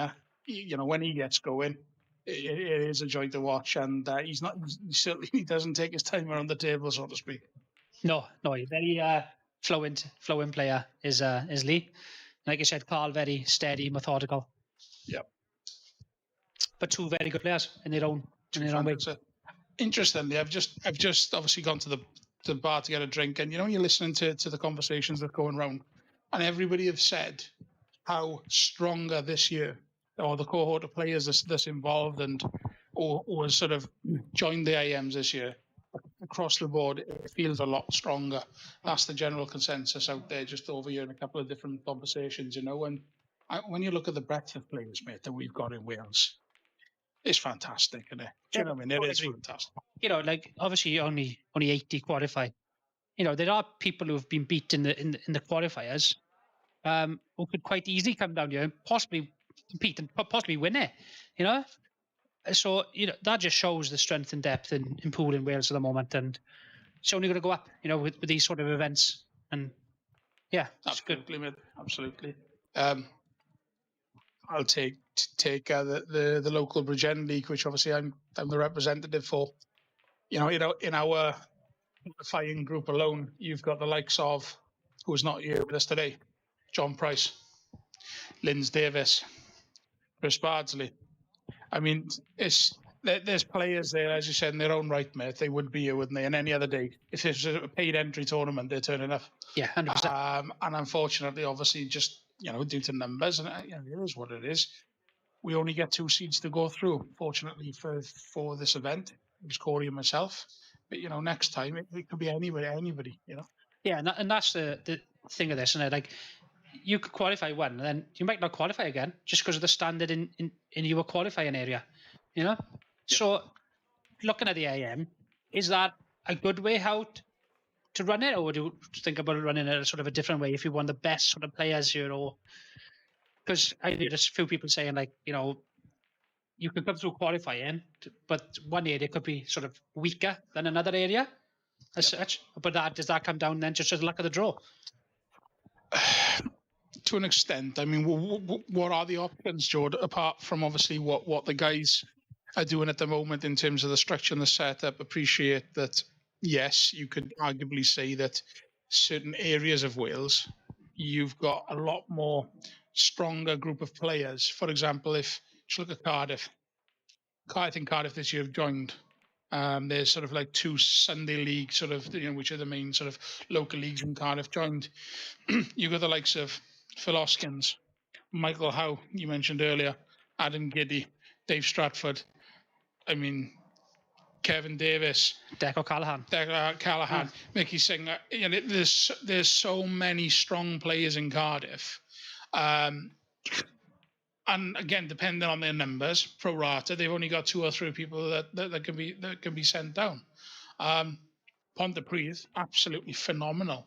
What Chris Batchelor's doing, Batchy there in Ponty, he is getting everybody behind it, and a good chunk of the league is getting involved in Pontypridd.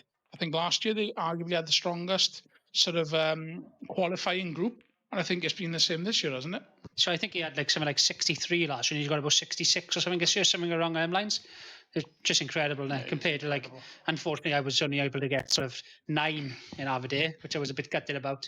But I do sort of run different tournaments in Aberdeen as well, so I think boys do want to commit to 2 sort of things, So I run a singles league, and I got 40 players in the singles league here, so you can understand it, that boys don't want to sort of commit to people got families, got work, and it's all dark here, Pool isn't, their life for such as so you can understand why boys haven't entered, but for me, this is the biggest value for money that in any tournament you can enter personally. Oh, yeah.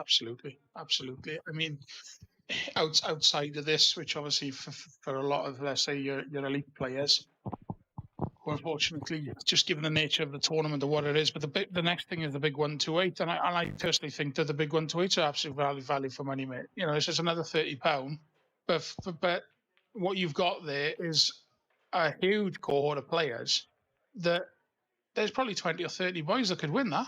Yeah, well, we commented on it, didn't we? We asked a few different people who do think is going to win it, and I think about 12 or 14 different names got pulled out. Yeah. Asking different people, and that just shows, there isn't a favourite as such. No. Obviously, you're going to get the better boys, the bigger names, but that's what it is,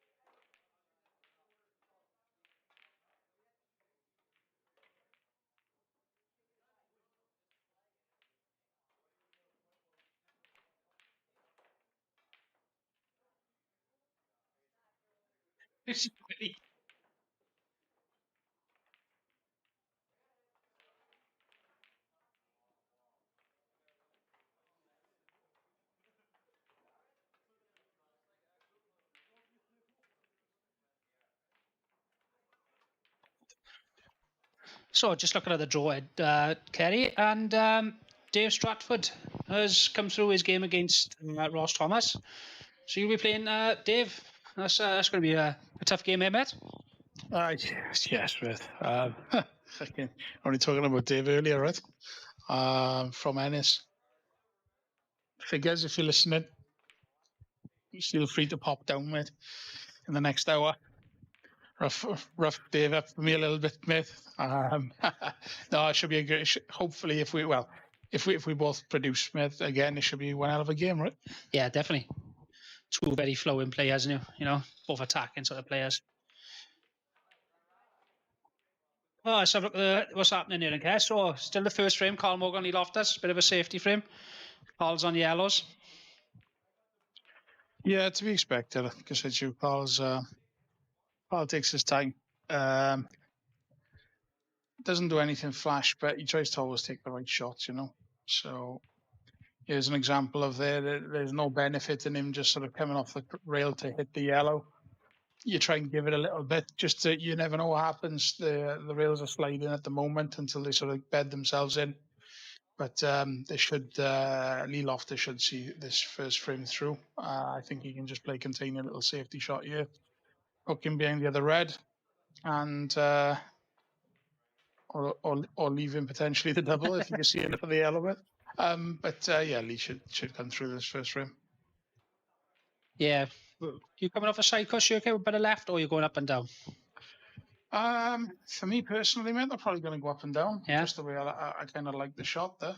And you've got the potential of coming off the black, potential of covering the pocket for the black. A lot of options coming up the top, isn't it? Plus the white's tracking down this way as well, more likely. So hard to judge though, mate, when the rails are slidey because they're so slick, freshly done. But I mean, the tables are playing absolutely fantastic, mate. I know you've had a look at the draw there. That's a great shot by Carl. Sorry, Kerr. Great shot. It was, mate. And I'm just saying that they're hard to judge, mate. With the rails being so slick with the brand new. But the tables are playing absolutely incredible. I was saying, I know you've had to buy me on a chance to get out there yet. Yeah. But credit to obviously Bushy for the conditions that he made. Absolutely spot on. Couldn't ask for anything more. So going back there, well, obviously Lofty played the safety there. Was that the right shot in that context, you think? Can't remember where he was, mate. Did he have a red on? But I don't think he could play the top right because he's actually lost that frame by not even having a chance of winning the frame. So this is where I'm going by. He's left a simple one cushion escape. Yeah. And you can't do it these days. Yeah. So I know what you're saying. You thought it was the right shot, yeah? Just from commentating there, mate. I mean, if you were to line those balls up for 10 times, how many times is Carl making that yellow? Maximum of 2. Maximum. I'd say maximum 1. But there's one today, he's done it, mate. Yeah, and it's only one you need. No, there we are. Early start. So Carl Morgan needs 1 frame to 0. Just a little shout out to anybody that is viewing, guys. Please share the stream on Facebook and just share it far and wide, just so we can obviously get as many people watching from home who's not obviously down with us. And appreciate everybody's support. If you've got any questions, guys, at all, if anybody has got anything that they would like to bring up or any questions for us, please put them in the chat, and Jordan and myself will try to answer them as best as we can. Yeah. Henry, die check one, always take your chances.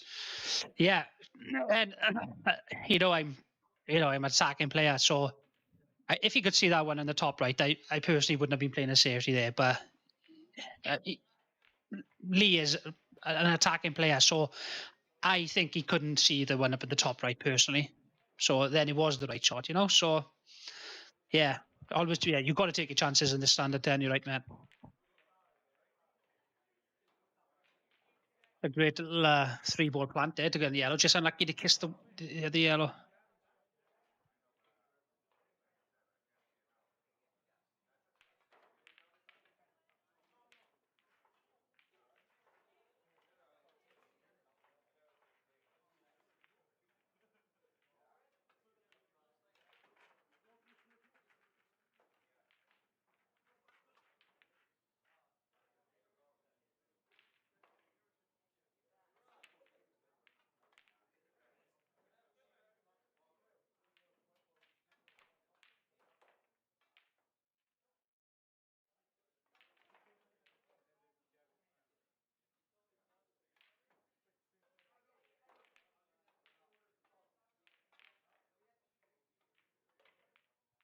Yeah, a great shot that, Scully, wasn't it? Really good shot. What time's your flight into Marseille, mate?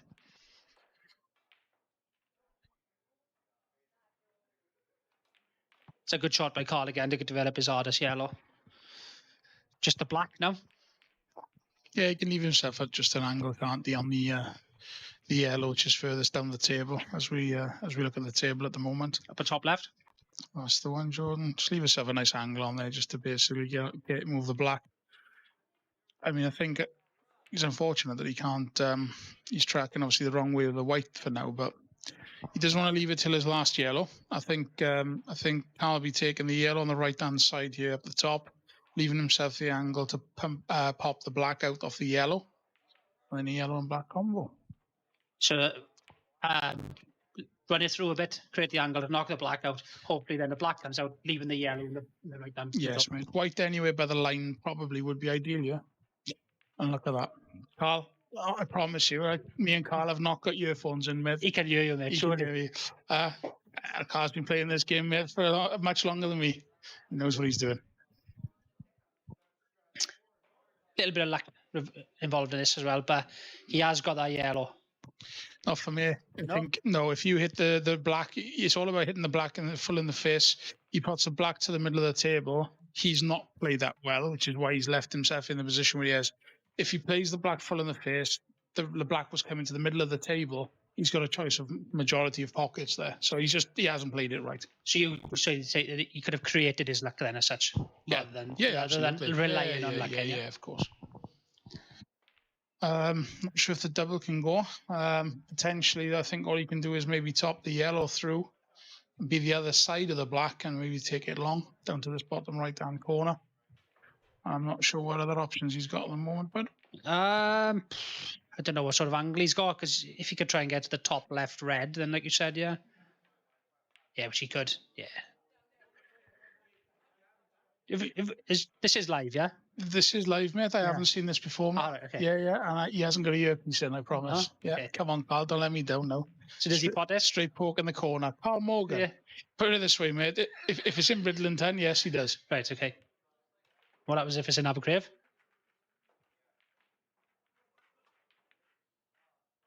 He does as well. He does. I was just waiting for it to go in before I answered. Then any commentators curses yesterday. That's a really nice finish actually by Carl, isn't it? Yeah.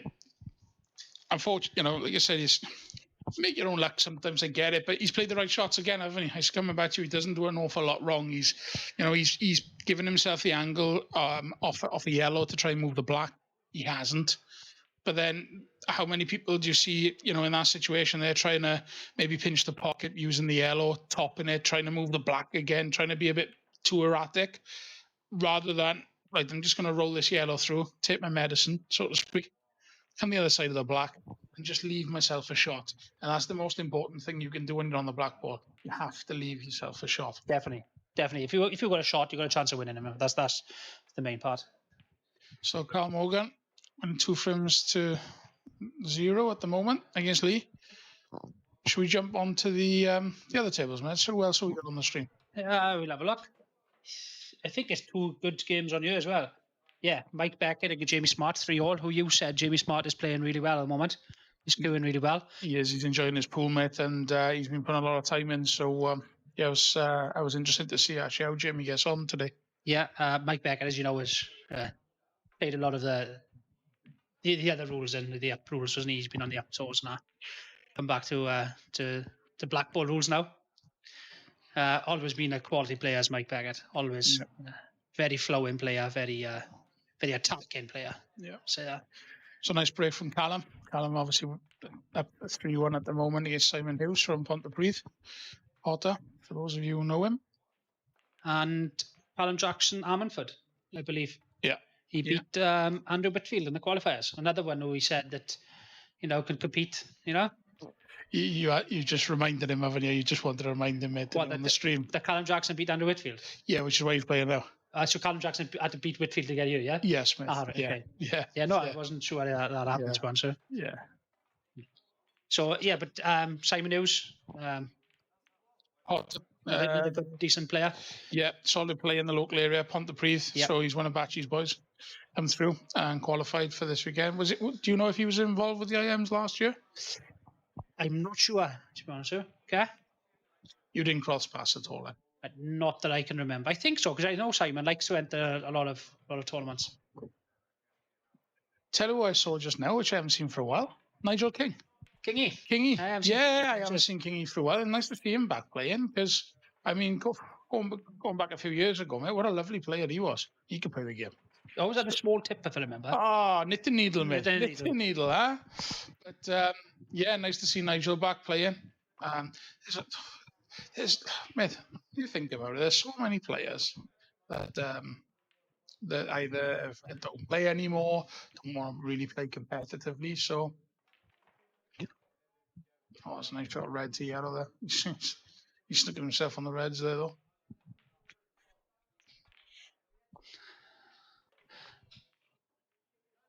Right, guys, I put a link up on my my Facebook if everybody can share that for us.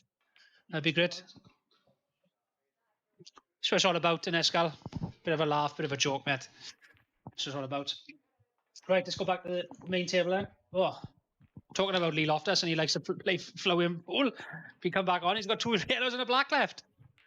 Blink and you'll miss it, mate, huh? Blink and you'll miss it. Yes, yellow and black, same pocket. I should see us to 2-1.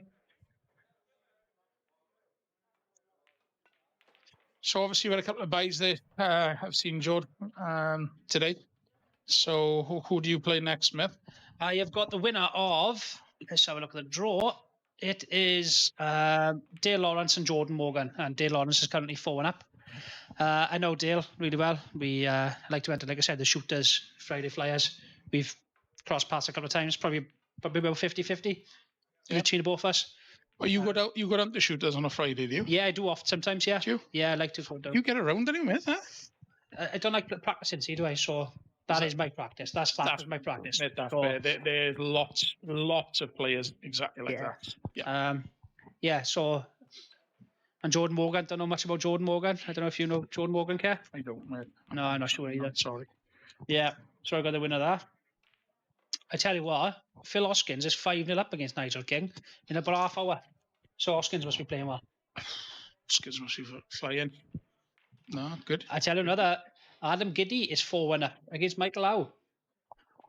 Battle of the Cardiff. The Cardiff Massive, isn't it? Yeah. Absolutely. Okay, that's... well, I can't say that's a shock result. No.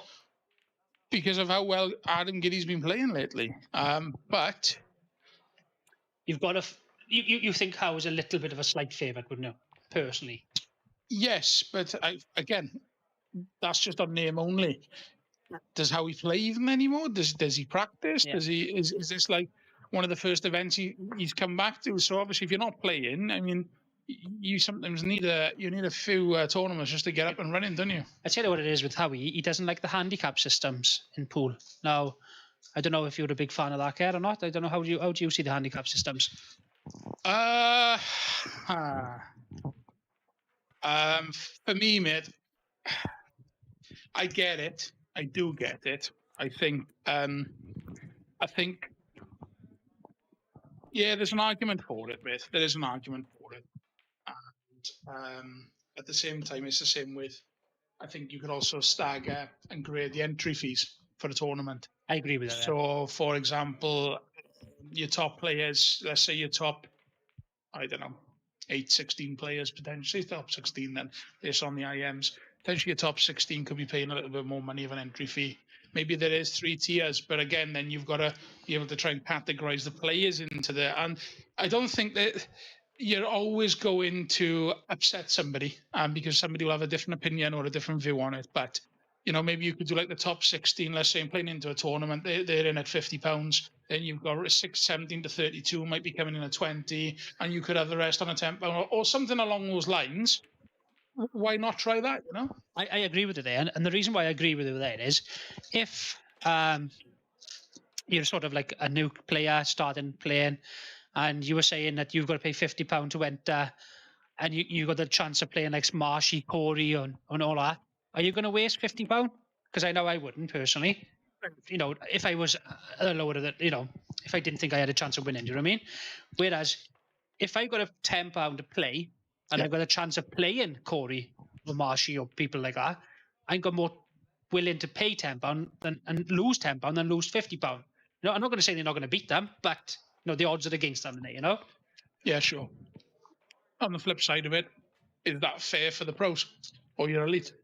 And then Should they be having to pay more money to play into a tournament because their standard and their ability is stronger than others? This is the argument, right? because you're punishing people for being good, and that's what's basically happening. Which I do like the handicap system to a certain degree, but then I also don't, because for me, how are you going to get better if you're not playing the likes of Corey, Marshy, just you know, examples, and even the top amateurs? If you ain't playing like you know, you got the top amateurs, you know, if you ain't playing them, how are you going to get better? How are you going to improve? You ain't, I'm sorry. Yeah, that's right. And I understand it's a lot of money, you know, £50 to sort of just to enter the tournament to play. I get it, but you've got to lose money to win money. Yeah, of course. And it depends. It all comes down to what sort of person and player you are, right? If you proactively know that you want to improve your game, you want to play at a higher level more consistently, the only way you're going to do that is by entering tournaments and playing the stronger fields that are around in Wales. So I think, yeah, for me, coming back to your question and asking me where do I think with regards to ranking systems and handicaps and things like that, I think if it's the same entry fee, a handicap system then works. Of course, it does. So I think obviously if everybody's paying £30 or £50 to enter a tournament, the handicaps come in, but it should be open to everybody. It should be open to everybody and do a handicap. That's what you're saying, like sort of like the pros start off scratch, amateurs off like +2, and then and then work your way down +3, +4. Yeah, exactly that. And then the other way of it is if you're going to run off scratch across the whole tournament, then just stagger and grade then the entry fees to that tournament. I think that's the fairest way to do it. But again, other people will have a different view on that. That's just my personal take on it. I don't believe that, you know, that your top pro players should be penalised because they have put the time, effort, dedication into the sport to reap the rewards. Why should they be penalised? And on the flip side of it, if you do want to get better, you've got to be playing these people. Definitely. And this is the perfect opportunity, this tournament I am.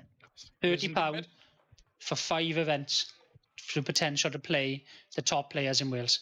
Tell me, in fact, tell me another event of this value for money anywhere in the UK right now. Obviously, Scotland do the same as us. Yes. So yeah, of course. That's probably the only one that I could probably think of. But obviously, they've been doing it for years. Ireland don't, England don't. No, absolutely not. And obviously, previously we haven't. But I just think this is a fantastic opportunity for anybody that is at, let's say, a grassroots level. If anybody's new and just goes, you know what, I wouldn't mind taking up the game and learning a bit more about it, then the IM, the individual membership, is definitely the way forward.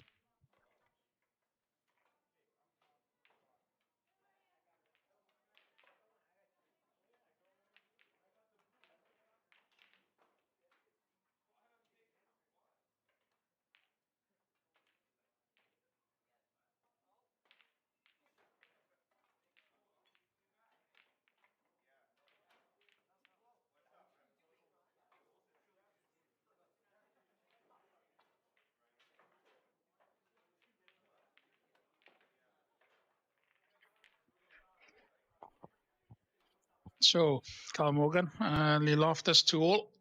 Carl breaking. Jordan's just popped out the second, guys. So you'll have to put up with my commentary for the time being.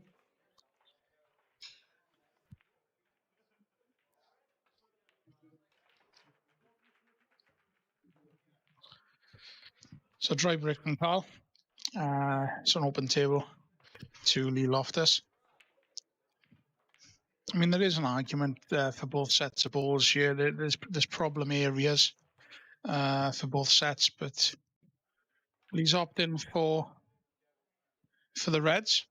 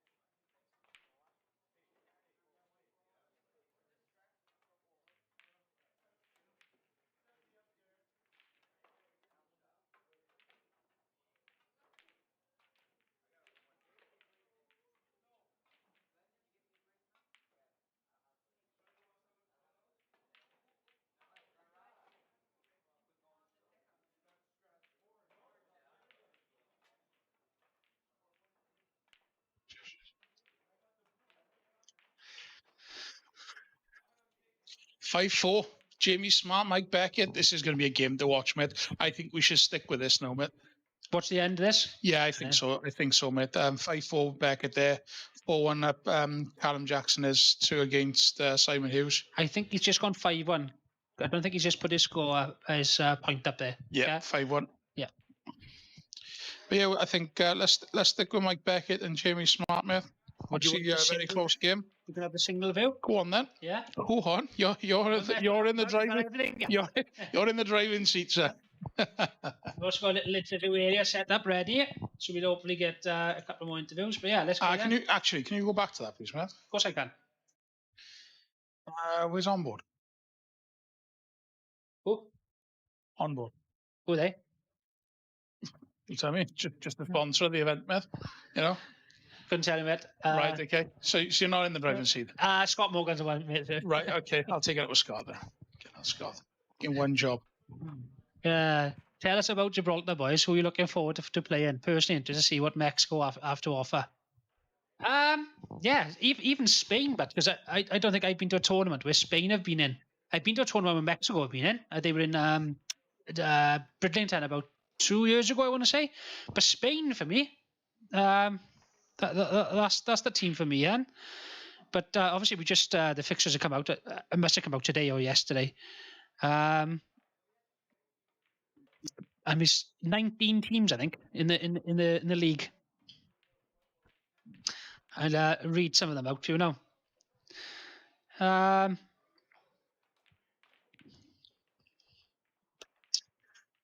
So you got Australia, Wales, Gibraltar, Mauritius, Northern Ireland, Mexico, Catalonia, Malta, Scotland.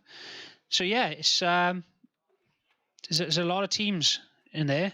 Like I said, I've never been to a tournament where Spain have had a team, so I'd be interested to see what they would be like, because they've got actually 2 in there. Obviously, big captain in England, isn't there? Obviously, they're always competitors of ours, isn't they? You know, so I'm a big gutted that Spain's not there, and also Ireland. And obviously, Ireland won it out in Ireland. So yeah, a big gutted about that as well, to be honest. So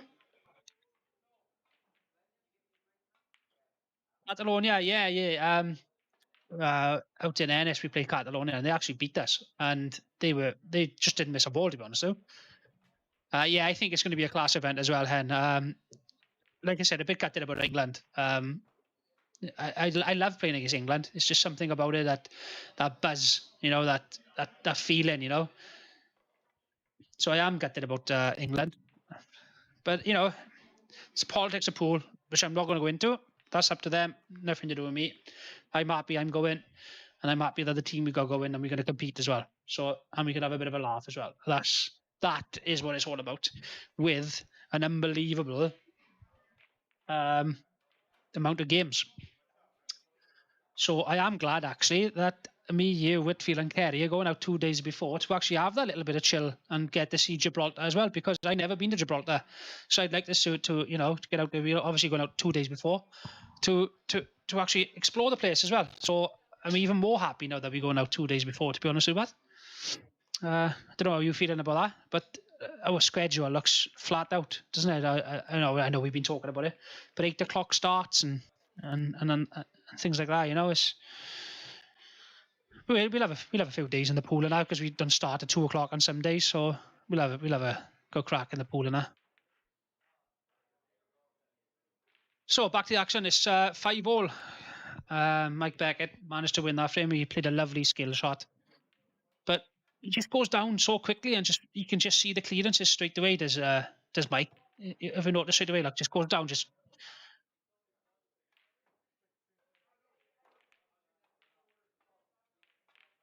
But he seems to get them as well.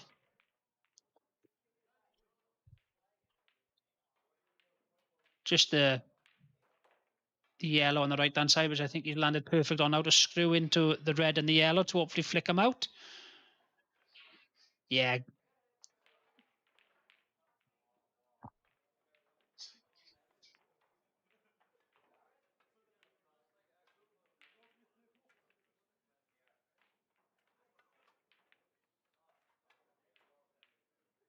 Oh, that bounced out. Did it wobble or did it bounce out? I missed that there, mate. Sorry, Paul. I was just checking on some information regarding Nations Cup. I'm not sure if I thought it wobbled. Wobbled? Oh, I wasn't sure. I think it's wobbled.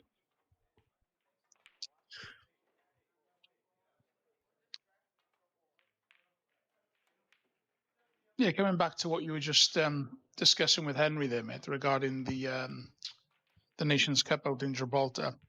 I don't know if you know, obviously, but yeah, the likes of, you got the UK Armed Forces. You've got they've got a team out there and everything. All right, They've okay. got you've got Spain as a cohort are going to be strong. Yeah. Yeah. For the life of me, I'm just trying to have a look to find out if there was Nicholas, a certain guy I know that plays a lot of 9-ball pool, whether he was actually heading out to the event. I couldn't see it on Facebook there. Sorry, I was sort of checking. But if the likes of him, he's going, and the people he plays with, oh yeah, you can guarantee the Spain are going to be strong. It's great to have some new teams competing, you know. Obviously, you don't know. It can be a good thing, can also be a negative, because you don't know how they're going to play, and you've got to be able to switch on and turn up, you know. So I guess not knowing actually their capabilities or where they sit amongst the strength of you know, the whole division there, but it's certainly going to be interesting, man. Yeah, well, obviously, you know, Spain, they've got David Al-Qaedi from the 9-ball and Francisco Sanchez-Ruiz for the 9-ball, two representing the Mosconi Cup. Yeah. Two very good players. Yeah, in Portuguese and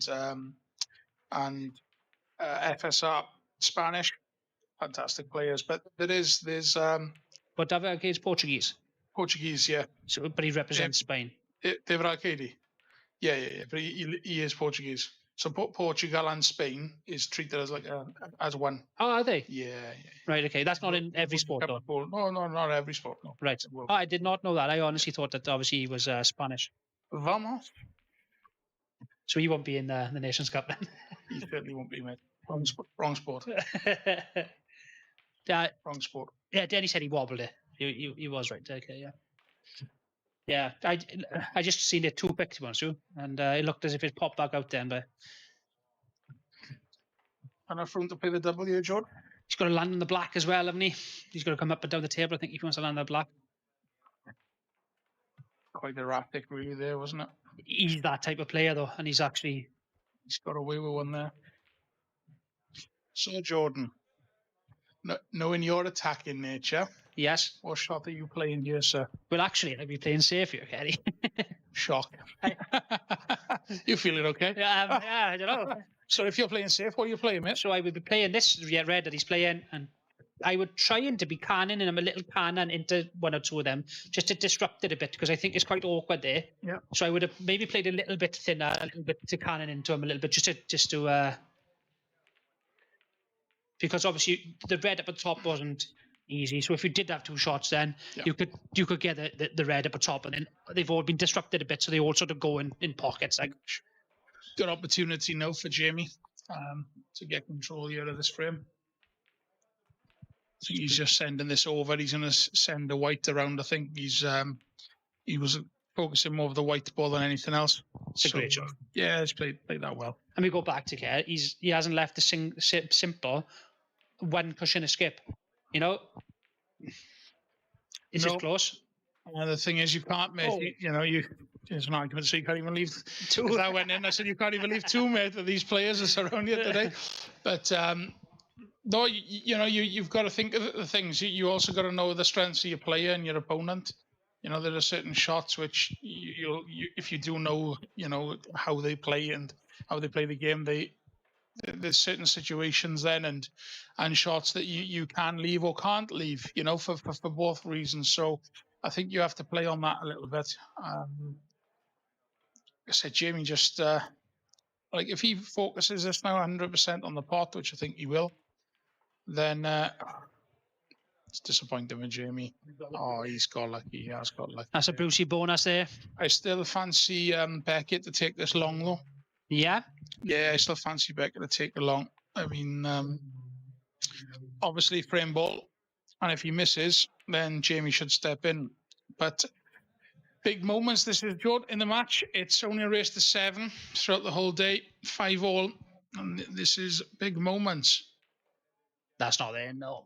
No. I don't know if he's mourning as if it's turned off, but I thought he missed that from the start there, okay? This should be a routine finish for Jamie Smart now. Oh, what's he done there?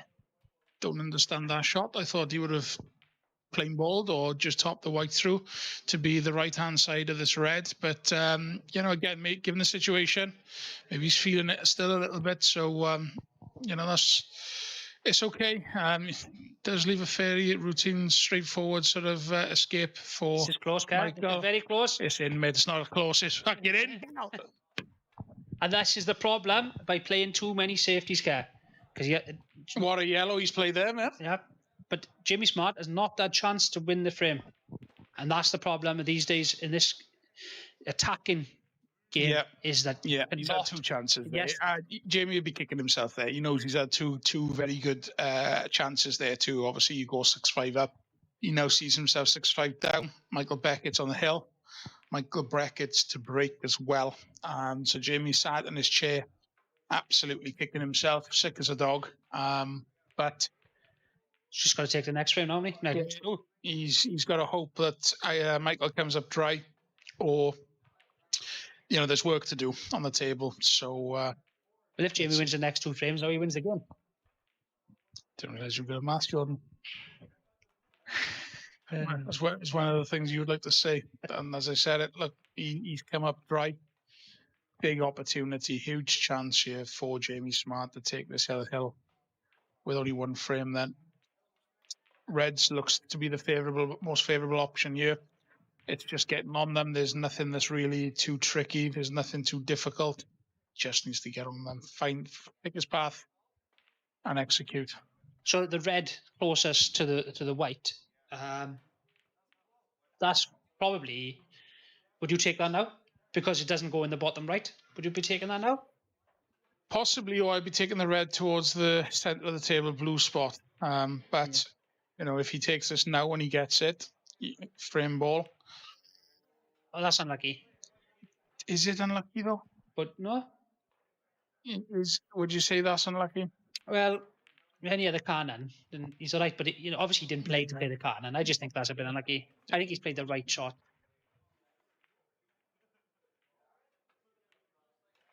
To containing safety. Let's have a quick look at the scores, Kez, there. So Dale Lawrence is 6-2 up against Jordan Morgan. So by the looks of it, I will be playing Dale Lawrence. Phil Hoskins beat Nigel King 7-0 in about 45 minutes, man. So Phil Hoskins seems to be queuing well. You want to avoid Phil then, do we? Yeah. Luckily, he's in the bottom half, mate. He's in the top half. So, what else we got, bud? It's Callum Jackson 6-1 up against Simon Hughes. Adam Giddy 6-4 up against Michael Howe.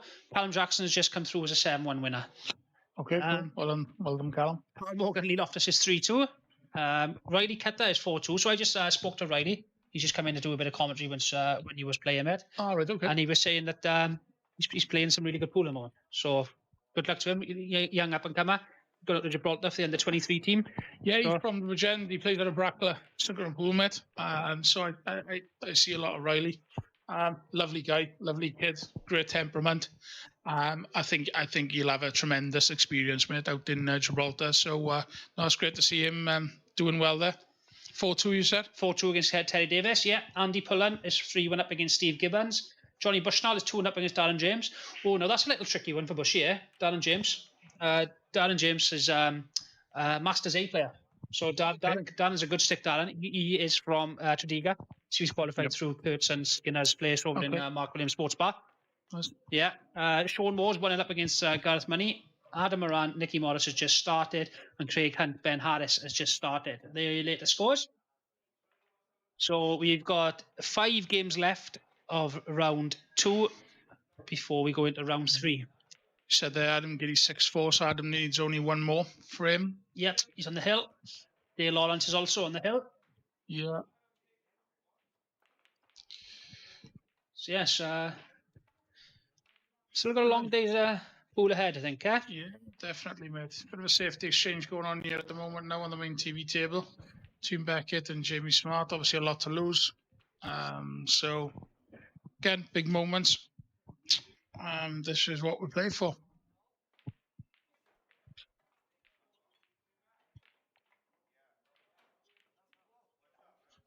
And you wouldn't expect it from these two players either. But that's just how the ball goes sometimes as well. You know, they're both attacking players, but this is what happens sometimes, and nothing you can do about it. You know, and this is where you have got to have that sort of safety game as well, just in case these sort of games come up. Yeah, exactly that, mate. I think Jamie might have just got away with that then. It didn't look a strong safety from Jamie then, but I think he has covered the natural path to the pocket for the yellow. And yeah, Jamie needs to just stick with this at the moment. He needs to concentrate and just see it out. How many times we see this sort of pool? You know, it doesn't matter how well you're playing or what you're doing. At some point, you're going to get caught up in these types of frames. But coming back to what you said, it's important to have a B game. So when the chips are down or when you need to resort to a different style of play, you're able to do it. Michael's been a little bit unfortunate there, not to be in it. He's played a nice shot there. Tough plant, or was he going to play it off the cushion? Well, he's got What was that? What you caught me last time, Kerr? CBP, man. CBP, yeah, cushion ball pocket. Yeah. Term I used for many years. I mean, I picked that up from World Rules, mate. World Rules team back when I was playing on the tours, and I was sort of 19, 21, gosh, many moons ago. He wanted to catch the yellow then, didn't he? He tried to flick the yellow, so he was running in the line with the path of the white ball, so he could play those two yellows and come back up. It worked out all right for him. Does that black go in the top right, or does he have middle? To play? Has to play in the middle. Yeah. As what he was looking. You know, I end up with this cue then. So he's going to play us a bit of bottom right, or was he just going to play with left and top right? I don't. No, bottom right. Yeah. The table slides as well, so you haven't got to hit it hard, and he's well overdone it. He must go. He's got to go. Yeah, the old CBP, mate, cushion ball pocket. Yeah. Told me, haven't I have. Every day's a learning day, mate. Cushion. No ball. No ball. Pocket. Right in the pocket. And that is a 7-5 win for Michael Beckett against Jamie Smart, which is a decent win here for Michael Beckett. Well done, Mike. Yeah, great win there. Well done, Michael. Right there. Congratulations, Jamie Smart. He'll be kicking himself there, though, mate. He will be kicking himself 5-all. And Jamie's had two huge opportunities to go 6-5 up. Yeah. We'll probably catch up with Jamie in a bit, I think, but I know he'll be hurting after that one. And that's just the fine margins, you know. He's probably the only mistake maybe he's made throughout the game, and it's cost him the match, you know. And that is the standard that we're playing at the moment, and you know. Yep, indeed. So, what games have we got coming up, Jordan? Who's still to play? So we have got some. We got Chris Williams against Ryan Jeremy. Chris Williams is from Aberdeen, Bonds. Everybody knows Bonds. Really steady player. Mark Bowen, Twiggy Bowen against Craig Savage. Andy Williams, Steve Saunders. Not really sure with them two, if I'm honest with you. And then we got Don Maidment against Curtis Lee. Obviously, Curtis Lee second on the tour. Yep. Last year, CD2. Yeah. And I know Don Maidment is actually a qualifier from Curtis's Mark Williams' Sports Bar. So it's good. There's a bit of respect there. Yeah. You know, on that game. Yeah. Yeah. Wow, fantastic. Okay. So and that completes then the second round? That completes the second round. So you got some cracking games in round 3. Kerry Morris, yourself against Dave Stratford. That's going to be a top game. Owen Richards against Jack Lewis. Now, I don't know if you know much about Jack Lewis. You probably miss him. He's about 6'6" out there. A quality left-hander player. Recently just got back into the game. I've been speaking to him a little bit, and he was saying, like, so he was in my Welsh under 23s and under 18s team when I was playing for Wales, and always been a steady, good player. Myself against Dale Lawrence, which I think is going to be a decent game. Yeah, that'll be a good game, mate. Phil Oskins against Mike Beckett. Now then, you said there was a couple of tasty games, mate, in round 3. But that is a tasty game. And Palin Jackson has actually got the winner of Michael Howe Adam Giddy. So that's going to be, which is currently 6-5 to Adam Giddy. It certainly starts heating up, mate, doesn't it, as the rounds go on? This is what you'll find is obviously that, let's say any potential qualifiers that might have come across some of the, your top seeded players, obviously might be leaving and sort of disparting from the tournament, but what you're going to get is you're going to start to get all the strength then in you as the tournament goes on. So you can see already in the third round then, which is obviously last 32, some clashes, and you're going to start to see some big guys leave the tournament. Yeah, definitely. Some of the ones who maybe people think have got a chance of winning it, I just want to look at this one as well, Kerr. So this Jamie Martin beat Ian Madley 7-3, and obviously Ian Madley's one of the seeds. And looking at the results, he's actually had 2 breaking dishes, Ian Madley's, and he only won 3 frames. So this Jamie Martin must have been playing well to beat Ian, and he's actually got Hamad Ali, which looks like it's going to be a cracking game as well. I don't know much about this Jamie Martin, if I'm honest with you. I don't know if you know him, Kerr. I don't. But the name rings a bell, and I got a funny feeling that I played Jamie Martin in the 1-8. I'll have a look at his results for you now. But he only lost 4 to Niall Jones. Jamie Martin. I might be wrong. Might be a different person. Pontypridd. Oh, he's come through Batchy's Ponties. Okay. James Martin. Okay. Or maybe the likes of Batchy, if he is watching at all from afar today, or Henry or any of the guys can give us a bit more information about him.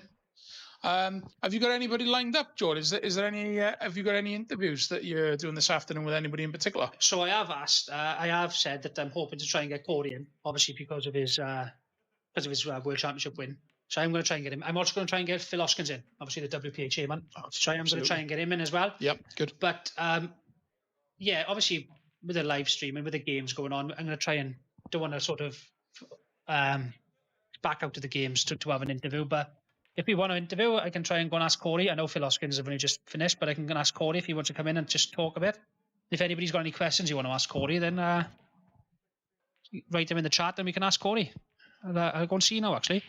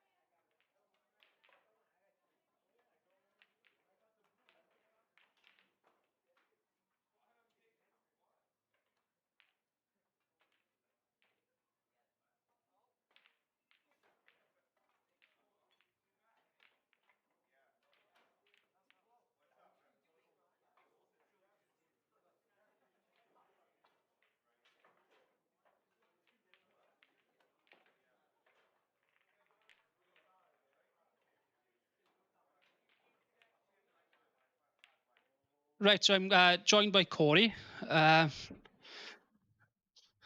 So welcome, Corey. So play this morning, won?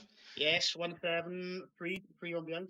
Yeah, we did see Wayne tough opponent. Yeah, Wayne. I mean, old Fox, like, he knows what he's doing. And I just come to the table second at the start. And he took his chances and lucky enough, Yeah. he third towards the end. You didn't enter the IM last year? No. No? So what do you think of the event? Well, I didn't enter last year because I didn't really understand what it was. And after seeing the success of last year, I thought, oh, well, I'll definitely have a go there this year. Yeah. Great value for money. Yeah, 30 quid. Yeah, 6 events. That's a takeaway for me. You just said you mean to McDonald's, so that's what you spent McDonald's. So a couple of people are on about obviously talking about the World Championship last week. Sorry, well done, Cor. Brilliant achievement. How do you feel about that? Yes, yeah, obviously it's all sunk in now. It's incredible, really, and I'm obviously still seeing people now I haven't seen saying well done. This obviously still means so much to them, but yeah, it's just bizarre, isn't it? Really, it sounds bizarre, but yeah, when I see a trophy like on those stairs on the kitchen table, it's great. Like. So how do you prepare for the World Championship? Do you do anything different, or do you just keep everything the same? Obviously everyone's different today, so everyone has certain practice, whether they want to do 6 days per week or whatever. But I was just trying to do, if I, like say 3 weeks before, actually it'll start off December, the Masters begin in December, and the next event I had was literally the Worlds, so it was like a massive 10-11 week break. So I literally had 6 weeks and didn't touch my cue for 6 weeks. I needed a break. I wasn't playing great.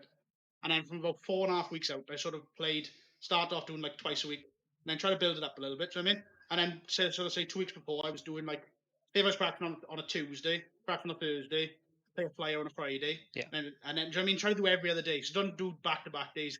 Might get a bit bored of it, do you know what I mean? Yeah. So in practice, do you practice with yourself? Do you practice with anybody else? How do you practice? I was mixing up. I played with a few people, obviously practiced against Beck, obviously. Played Eddie Roberts a couple of times, played young Mason Laurie a couple of times. But I did practice on my own for, I don't know, for about hour and 45 minutes, hour and a half. Yeah. And they just, when I start off, just doing whatever I want to break it off and just playing as normal. But I always feel, and say if I'm sort of going through the motions, I'll try to put a tough drill out for myself. Yeah. Because then it makes you concentrate.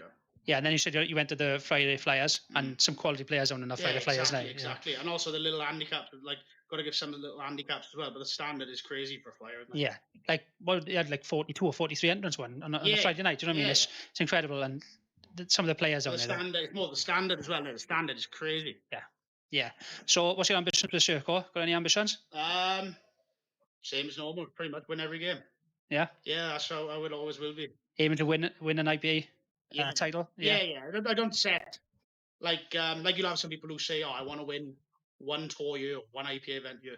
But I always think of that, if you win the first one, then where do you go from there? Yeah. So I just try to win as many as you can, I mean. So where did you finish on the ranking this year? I stayed 5th, but the gap between me and Gaz from 5th to 4th was quite big, but now it's not. So you're trying to get into that top 4, top 3, you know? I got to number 3 once, so obviously try to go as high as I can again. Yeah, great stuff. Cheers, Cor. Wish you best for the future. See you soon. Cheers, Cor. Thank you.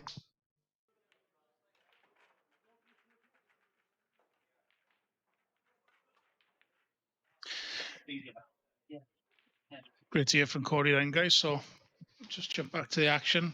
But, fantastic achievement what Corey's done in the sport, and just testament really to if you put the hard yards in, the time and dedication that you can reap the rewards.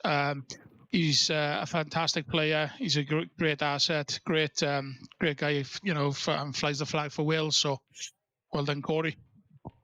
It's back to the action, and so we got Carl Morgan leading 4 frames to 3 at the moment against Lee Loftus. We'll stick with this game for at least to see this frame through.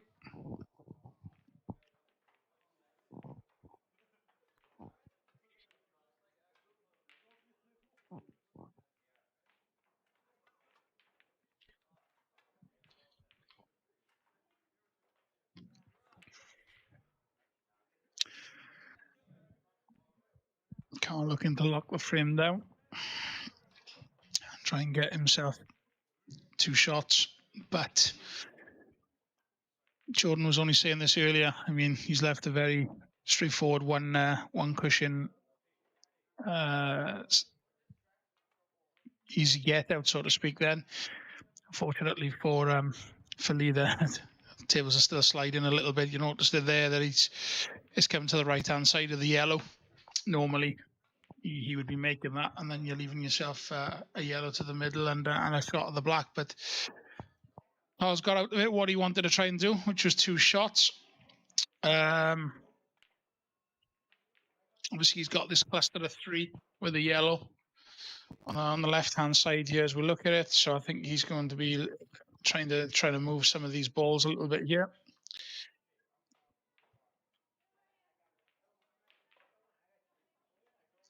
But Carl's very, very steady and methodical, won't do an awful lot wrong.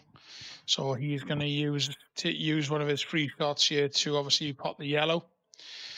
No doubt then potentially now pot this red to the middle and just head up the table, try and lock in another snooker, try and get himself another 2-shot visit, which then hopefully that time round will allow him to open up the balls and win this frame.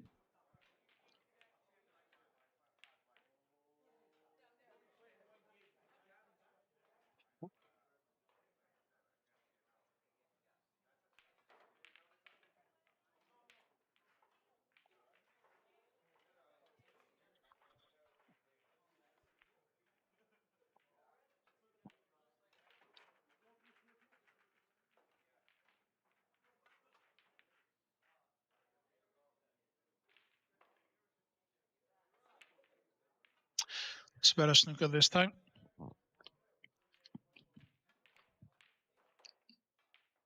Not straightforward or an easy out for Lee, so he's going to have to work out some angles here.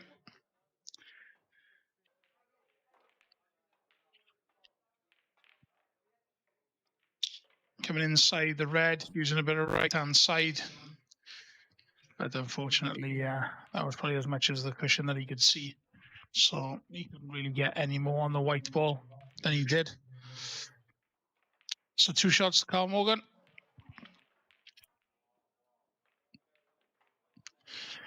I think Carl will look to move these reds this time. He might just move the first 2 of the 3 if they're lined up, so to speak. So not the red by the yellow. I think he's going to move the other 2. And then see what position he leaves himself in, because knowing how Carl plays, he'll still go back up the table if he needs to. And there's a good chance that Carl will be doing just that now. Just flick over just to see what the other scores are on the other 2. So Bonds has just started, and he's 1-0 up against Ryan Jeremy, and Ben Harris is currently leading Craig by 3 frames to 0.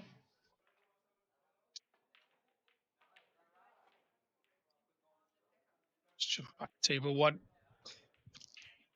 So Carl's just picked off that open red that he had there, that he'd opened up just now, but he'd look to, I think, get another snooker here.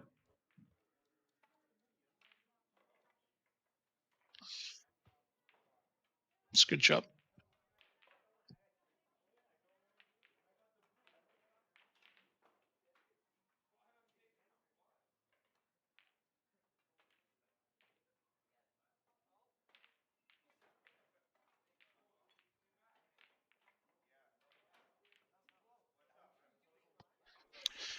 So that's 2 shots to Carl. I think for me, Carl obviously will be lifting the red that's to the top left rail. He'll be looking to use that and to maybe knock that into the red and yellow that's in the open of the table, and just to allow all his reds to then be portable. I mean, he's currently got 3 on a rail, 3 on a pocket, sorry. So he'd be able to take these out fairly straightforward. Just depends how Carl is feeling. Carl will never do anything silly. So by the looks of this, Carl's just knocking the red up and looking for connecting balls. So he's put the red there to the middle of the table as a connecting ball to the other red. Carl might hop for the 2 shots again here, or he would be looking to take these out. So we should know shortly. And he's looking to take them out.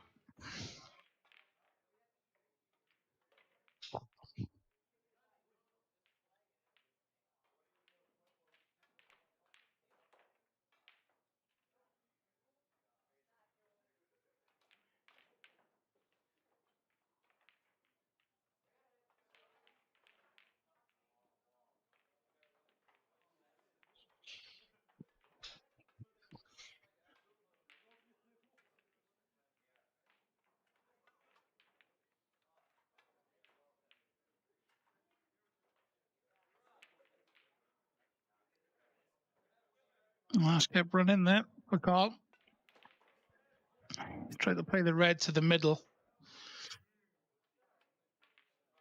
But unfortunately, now he's not able to do that.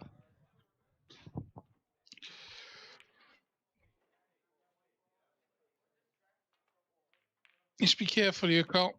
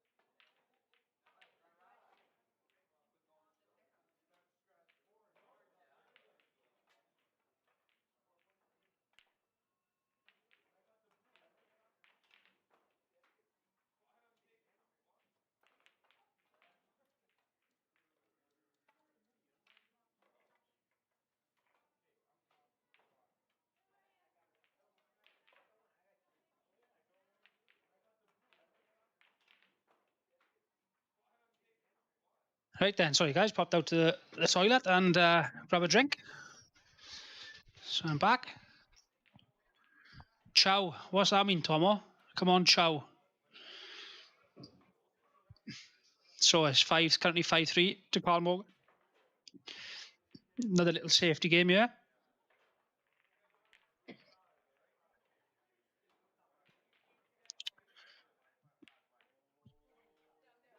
Yes. Oh, it's just turned off last second. Yeah, that. Otherwise, it would have been a great shot because he would have had to take his red on the pocket then, Carl would have. But yeah, he's been unlucky, yeah. Maybe put the one in the middle, stand back 2 or 3 inches, play the red into the middle, open them all up. That, for me, is the shot.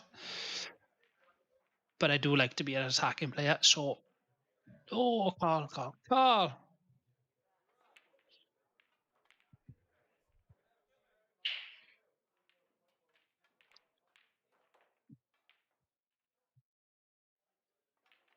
Just going to try and get his yellows out a bit, mate. I'm sort of say to Carl, have a go, mate. But if you miss, I'm taking these.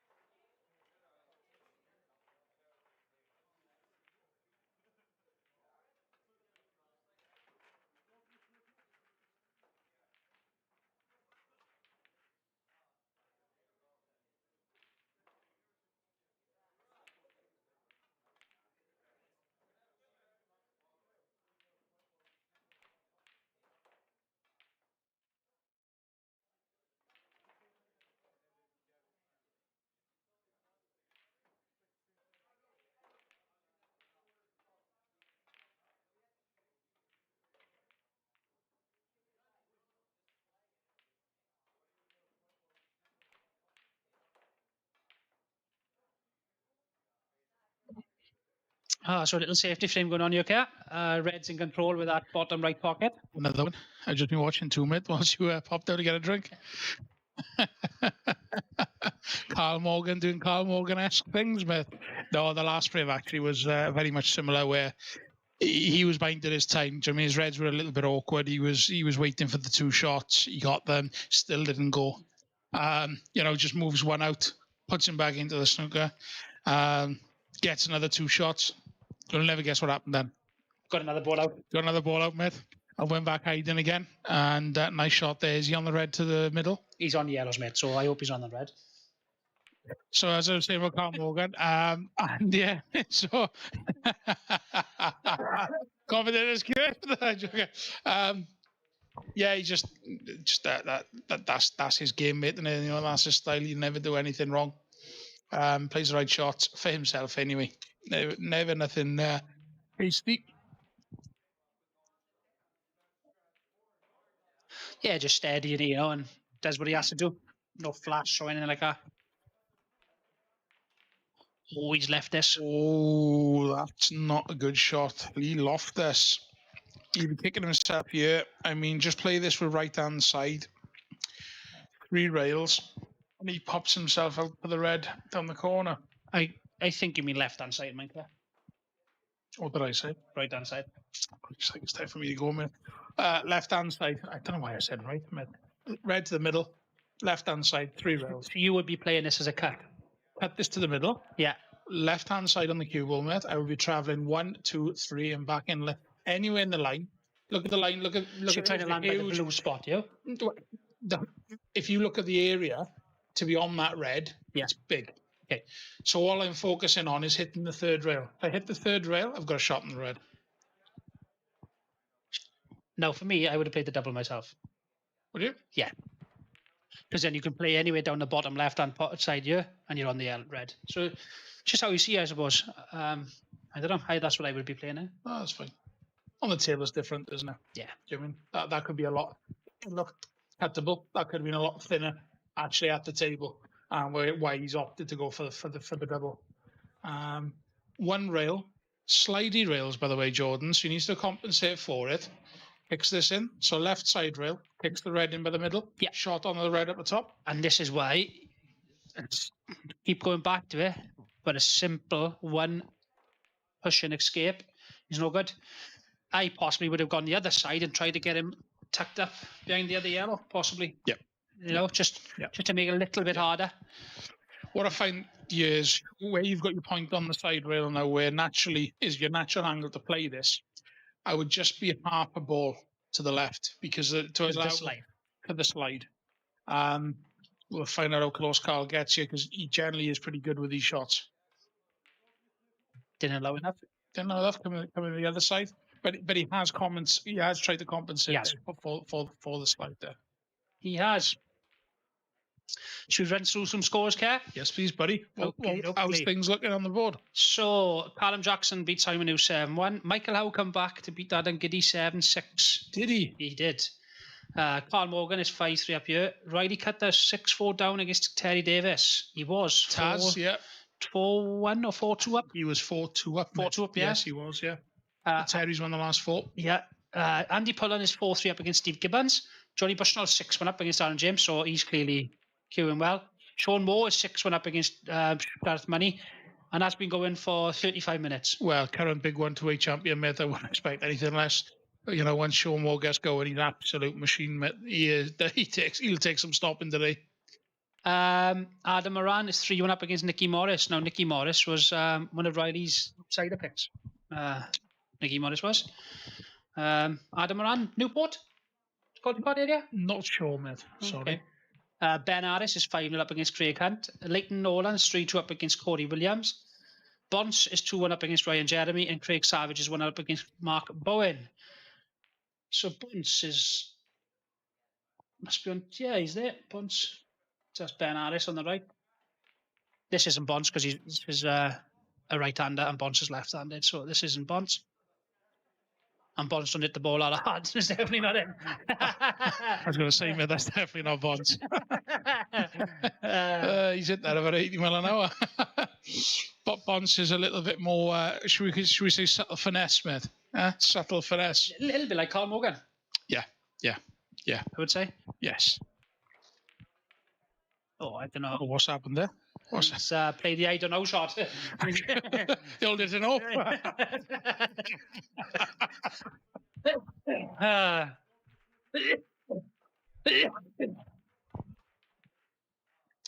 Interestingly, was that Ben Harris who's played that shot? It was, yeah. It was. So would you say that he's looked at that, he's bunching on 5-0 up? I'm just going to lash my cue with this just to see if I can make anything happen. I would have said it's okay, yeah. That's a nice shot by Ryan, but he's actually been a little bit unlucky here because he's left Bonds an easy way into his red and yellow in the bottom left pocket.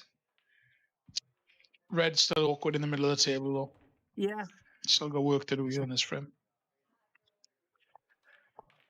Not anymore. It's out. But he isn't on either red. Bonds comes up and down the table, takes the red by the pocket, Jord. It's got to be favourite, then, haven't he? I think so. He's played it well. Yeah. What's the result? Great shot. Great shot. And he's timed that to play that shot in that way as well, hasn't he? Yeah. He hasn't hit it too hard. He knows the white's going to stick towards where the red is, and he's not really leaving an awful lot to his opponent. So he's got down quick here, Ryan. I don't know what he's going to play here. Oh, he goes. I didn't think that went. Didn't look like I went.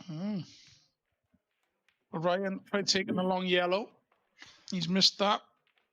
And Bonds should see these out for 3-1.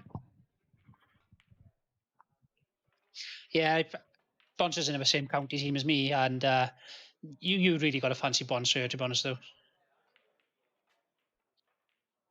Yeah. Especially now he's flicked the yellow as well. So black is, he can land on the black very easy. Yeah, and it's looking like 3-1. We'll just watch Bonds pot this, and then we'll switch. Oh, but Craig Hunt was missing that yellow, eh? So did Craig Hunt. And that is 3-1. We will wait for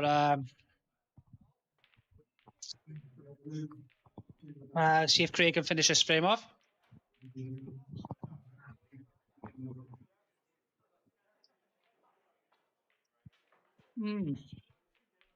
It's cutting it back. Big shot. First frame on the board for Craig. He's missed it. He's just not at the races, is he, today, unfortunately. Craig, bless him. He just played that last yellow too hastily again, rather than making sure where's that white going. He's getting the other side of the black, so you had to cut the black back to the corner. To be fair, still should have made the black, but we got that.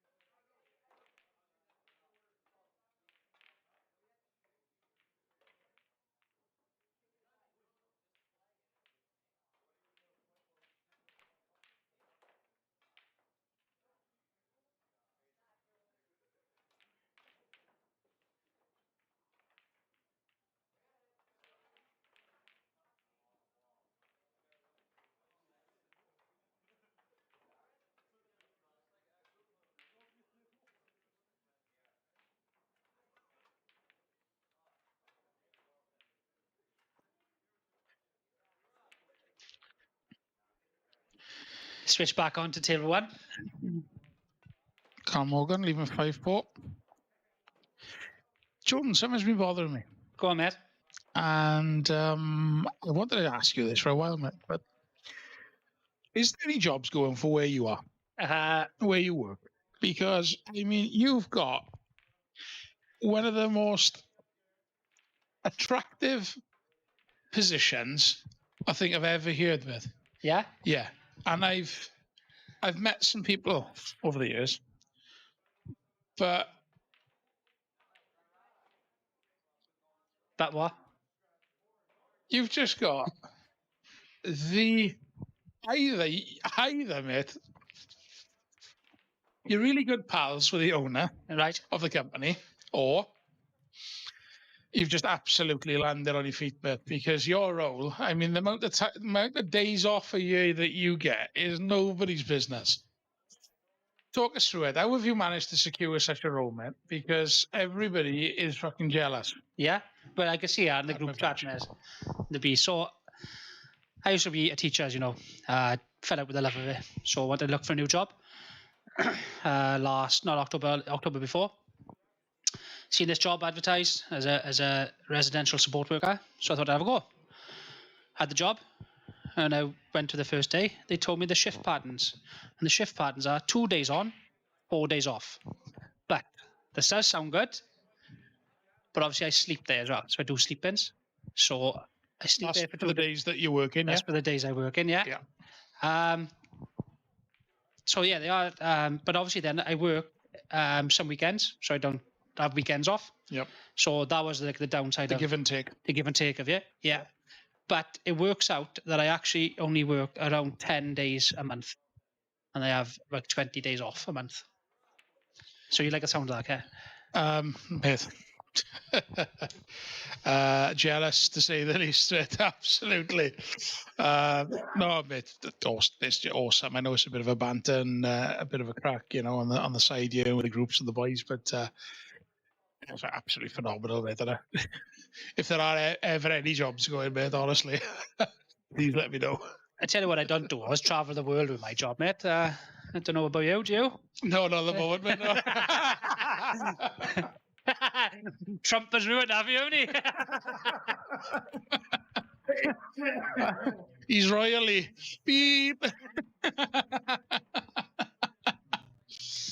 But mate, he's something else, isn't he? Trump. I'm not going to get into the old politics thing. Otherwise, we could be spending hours here, and we won't watch any pool. But mate, he's just the unknown with him.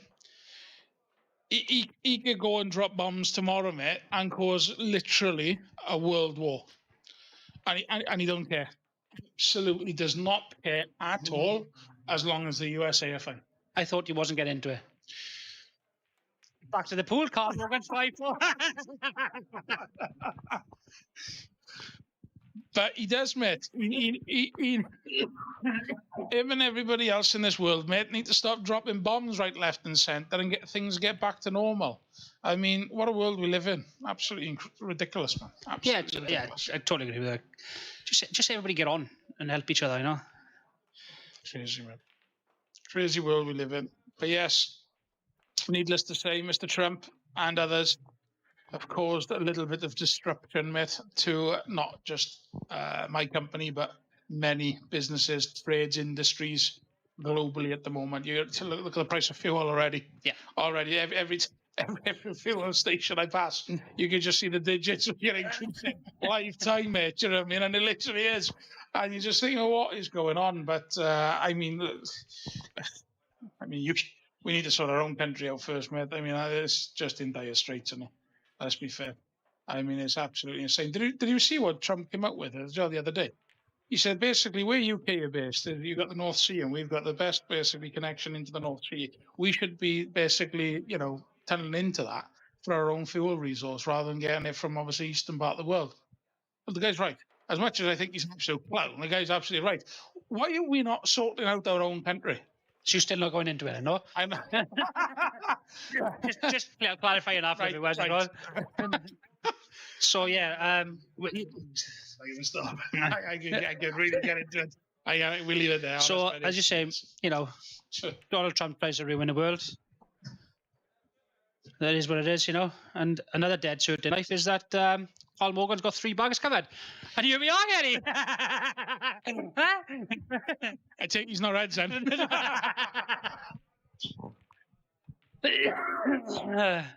Oh. Well, he did have 3 covered. He's pretty much still got 3 covered because Lee Loftus just went kamikaze, mate, on reds.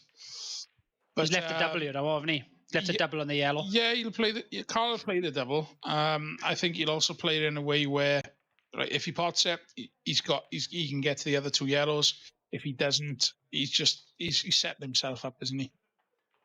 I think the bottom yellow goes into the middle, right? Yep. So he can sort of play as a little stun shot. Yep. And even if it doesn't go in, he's still in control of the frame, if you ask me. The only reason why he won't go in, mate, is because of the slide. Or the double kiss. The double kiss. Carl Morgan.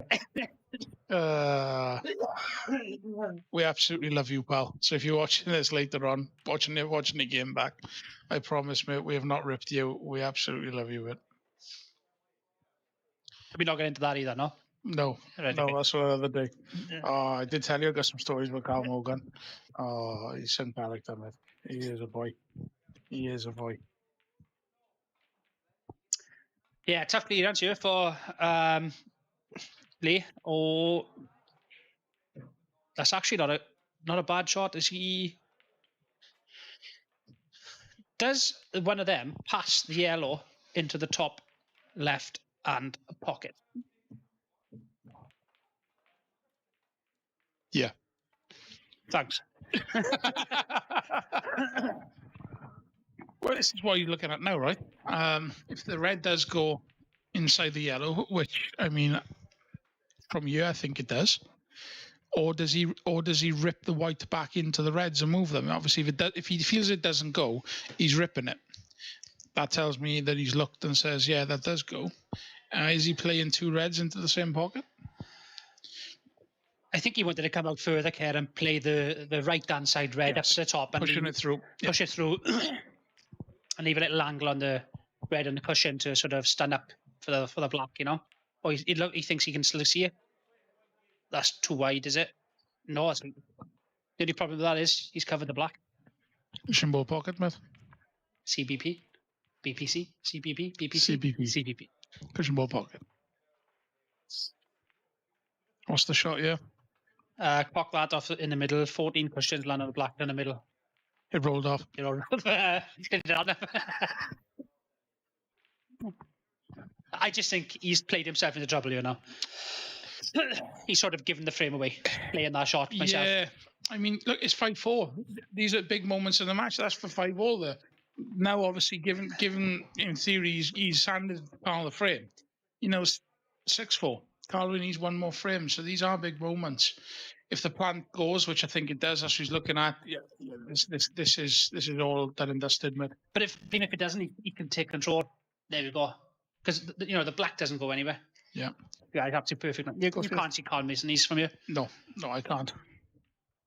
Maybe the transition from the 2 yellows at the top to the yellow on the left-hand side is a little bit covered by the black, but it shouldn't be any problem for Carl of his standard. No, it won't be, mate. I was going to say then, which he's played the shot sooner. As long as he leaves himself an angle on this yellow that he's playing now, he just takes the white up the middle of the table. He's basically going to be playing in an area here that he's got a choice of 3 yellows to play at. What about the blue spot of the snooker table? Yeah, just even a little bit higher than that, mate. Oh, he didn't do that well, did he? No, he didn't. But given the situation, he's got yellow on the pocket. He could probably still cut the yellow to the middle if he wanted to. I think he'll go up top now. So play a half ball. Make sure the white comes from the bottom rail out. You'd be fine.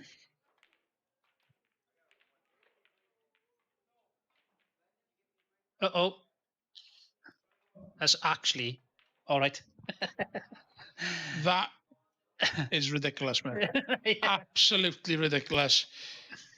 You just couldn't call that.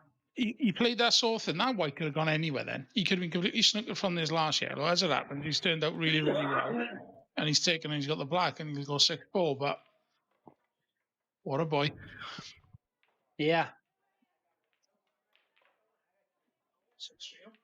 Yes, I'm looking at scores in. So Steve Gibbons is 5-4 up against Andy Pullen. Adam Moran is 4-3 up against Nicky Morris. Ben Harris is 5-2 up against Craig Hunt. Leighton Nolan is 6-3 up against Cody Williams. Bonds Chris Williams is 4-1 up against Ryan Jeremy. Craig Savage is 2-1 up against Mark Bowen. Andy Williams is 1-1 up against Steve Saunders. And Don Maidman Curtis Lee's just started, and Corey Reese and Drew Jones have literally just started as well. So that's your roundup of the scores. We have just got our first round 3 game underway between Corey Reese and Drew Jones. All flowing very nicely, okay? Yep. Indeed, mate. Indeed. So, question for you then, Jord.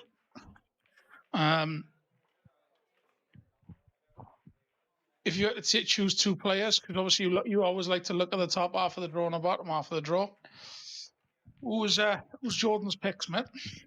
Corey Reese, Johnny Bushnell final.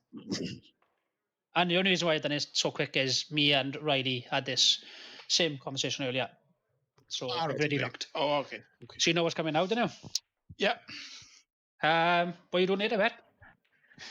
No, what's your picks, man? Well, what am I doing later? I'll answer that question, mate. I will answer that question, actually, because my missus, absolute phenomenal woman. Anyway, has just messaged me. Is she watching? Don't know. I don't think so. Her dad will be, though. Pops, yeah, you'll probably be watching on the comms. He's mentioned me earlier on.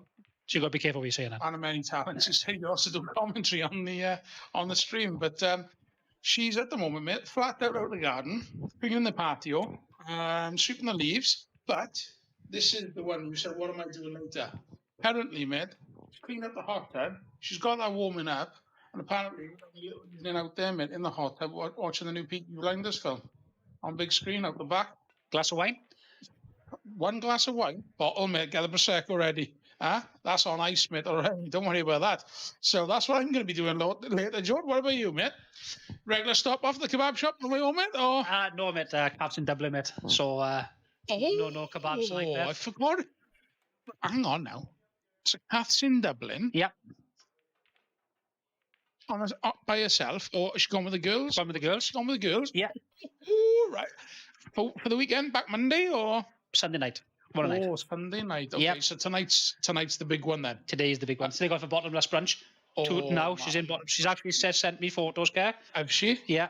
So. Oh, imagine we had the capabilities right here to show everybody how that little bash is going in Ireland, mate. There's Kath and some girl. Why the long bit? Gonna pet that dog.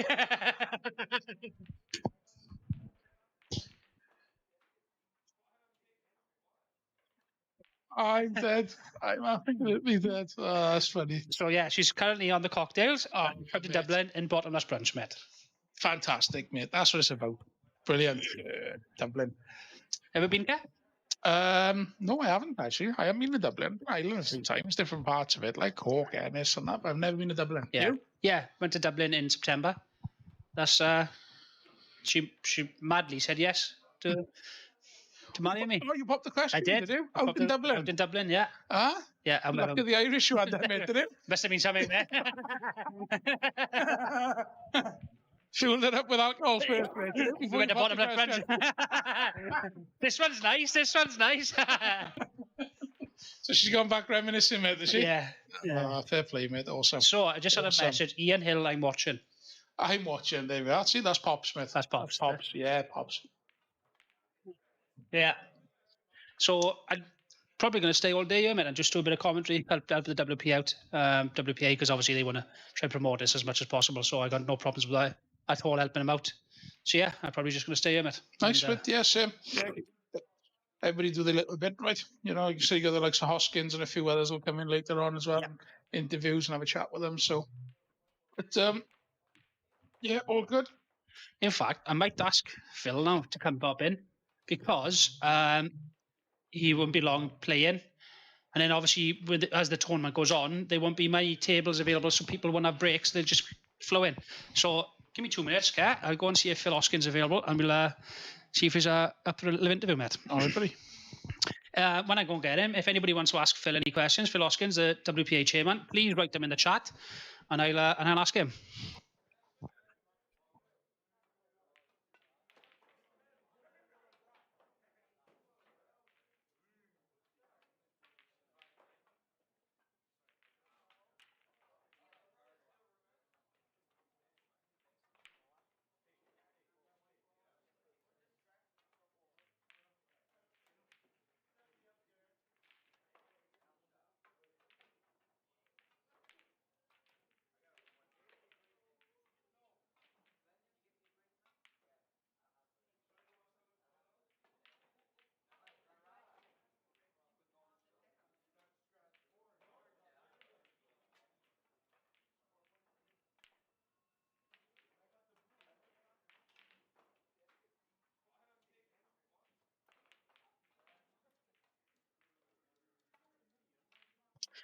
Phil Hoskins is busy at the minute, guys.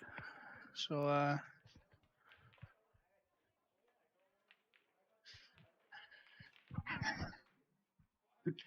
Cody's top. Marvin Dream. Marvin Dream, all right. Sniper Dream. Right, let's have a look at the scores.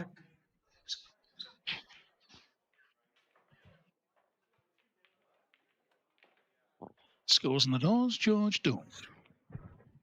I check one. Ah, right then. So I will try and get Hoskins in a bit. I'll see if he will pop in. He is a couple of games away from playing, so am I, so is Kerry. Yeah, I was just going to say, Jim, I'm going to probably pop out now. Little toilet break. Get myself a drink ready for to be called. So I'll see you shortly, buddy. Will do, Kerr. All the best, mate. Good luck. Thanks, pal. Yes, Kerry's just going to get himself ready. He's got a tough game against Dave Stratford. So hopefully that will be on the stream table. Hopefully.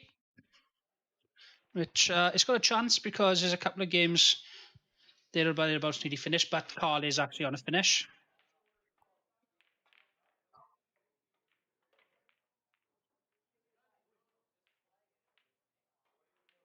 Don't play that very well. I think he wanted to come across a bit more. That's good. Not even maybe.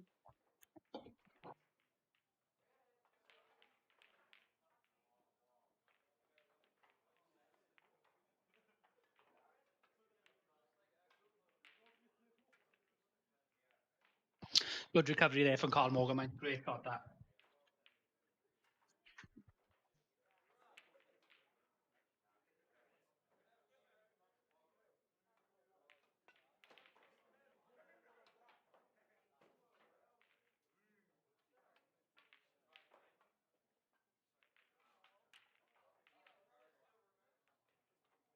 I'm going to stay until about 2:30, and then I'm going to start going to get ready for my game as well. Yes, Con, I haven't actually played, mate. I was seeded through the prelims, so I went straight into round 1. And the 2 boys who were playing the prelim to play me, the both boys didn't turn up. So I'm into the next round. So yeah, that's the only reason why I'm still in, is because I haven't played, man.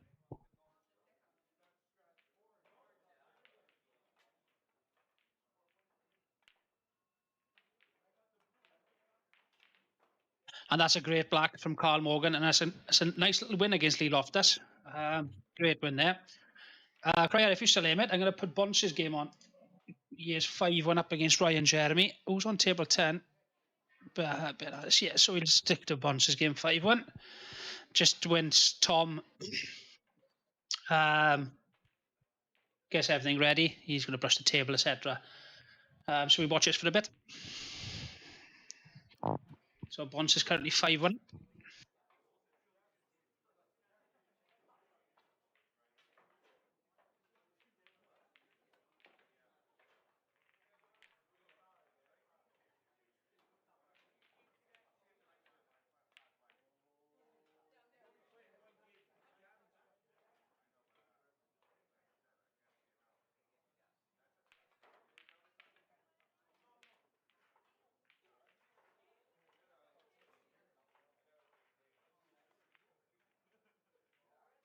Cheers, Prior, boy. Appreciate that, buddy. So Ryan just missed a double there. Bonds to the table. Fancy Bonds to take either, if I'm honest. Top right. And then one on the cushion to the top right. Middle right, middle left. Depends what the angle he's got. Black bottom right, personally. But depends of what Bonds does here.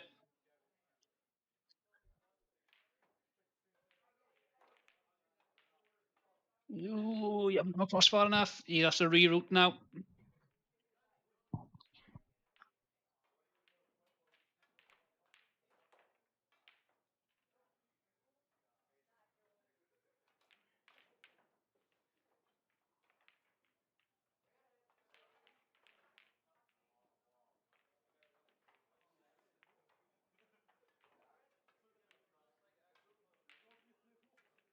Great recovery there from Bonds.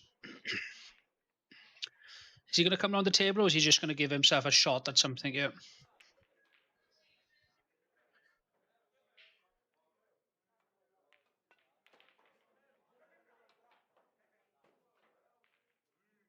Yeah, just dropped in to give himself a shot. Tap. Two fancy Bonds to get this. It's not easy.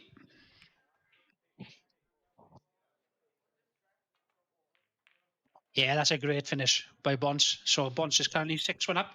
He's currently on the hill, as they say. One more frame left to get, and that will book Bonds into the last 32. And Bonds will play the winner of Craig Savage or Mark Bowen, which is going to be a tough game as well.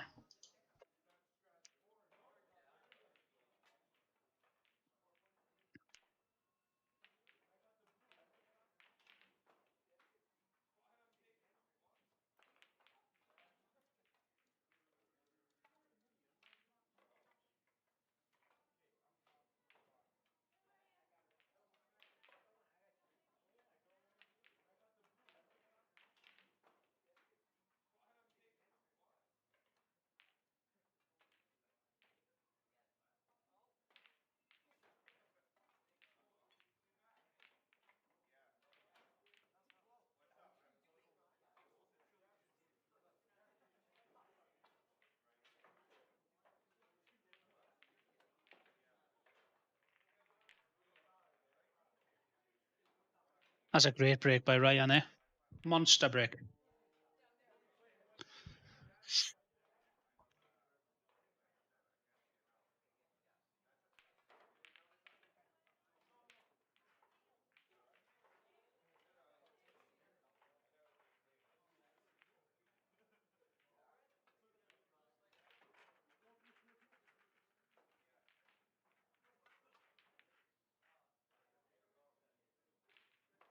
Got to fancy Ryan taking his, surely. Oh, he's played that. He's cued that too well.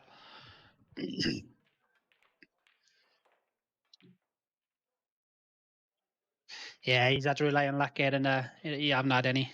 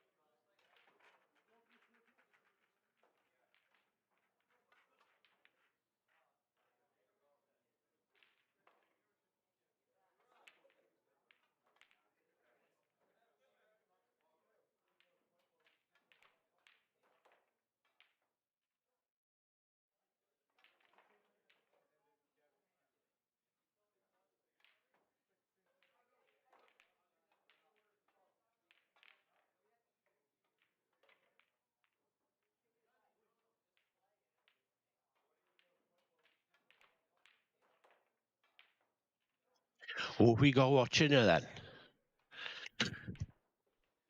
Is this mic working or what?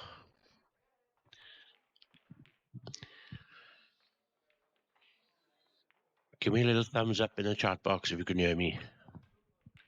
PB here just stepped into the office for a bit of peace. And I flicked it over to table 9 and 10. There's one of our commentators, a 6-1 down here to Dave Stratford. He's brought it back to 6-all.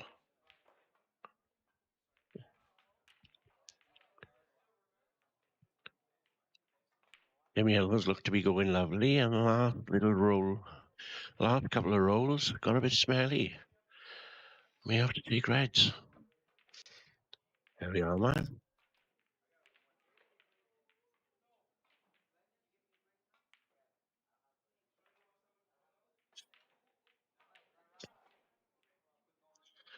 After this, guys, I will put it back onto the Howie versus Callum Jackson game for those who were watching it. But I thought I'd flick across here to see this interesting decider. 6-1 down. Was O'Carey.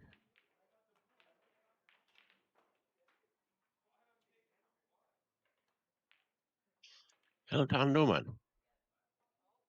What's happening?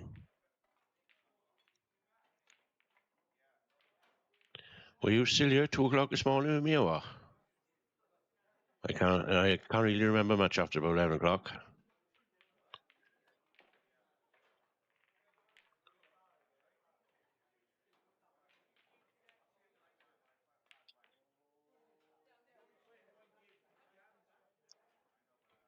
Carry on table 7. Is that table 7 he's on?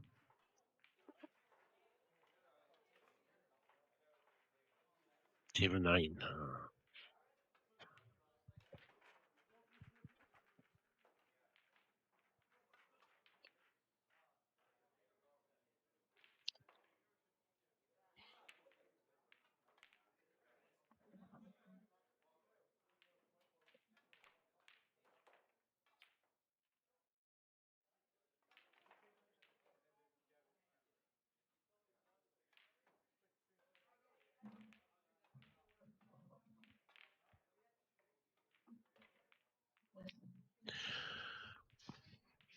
I haven't done this commentary malarkey before, and there's 2 screens, and one's the head of the other. So I don't want to commentate too much in case I give it away.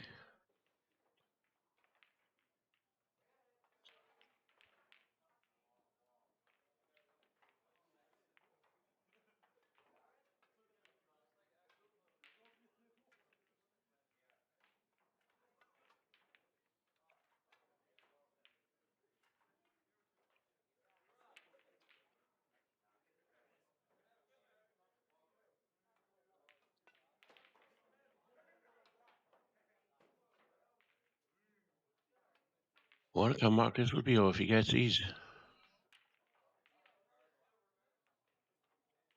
Oh, hello. I think he's got him, you know.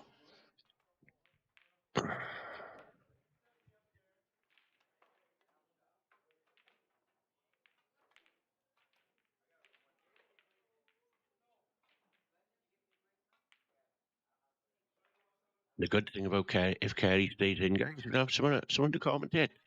Because I think Pye's lost and he's gone. And he's nailed it. Straight black for a 7-6 win from 6-1 down. Wow, fair play. But have you seen it yet or not?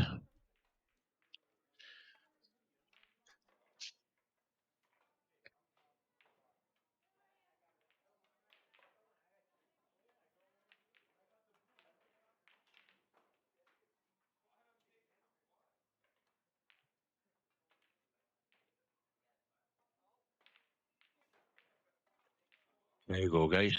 Second stream finished now. There we are. Pop you back over to the Howie Callum Jackson game. Looks like it's all over. Oh, we must have conceded, perhaps, because he only put one down a couple of minutes ago. I think he's conceded.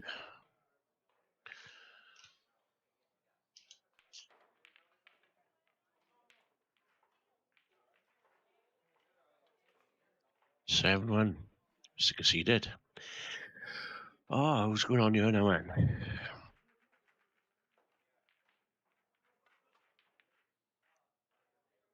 Looks like we will have IPA Pro, Mr. Curtis Lee on next, it looks like. Unless I'm mistaken.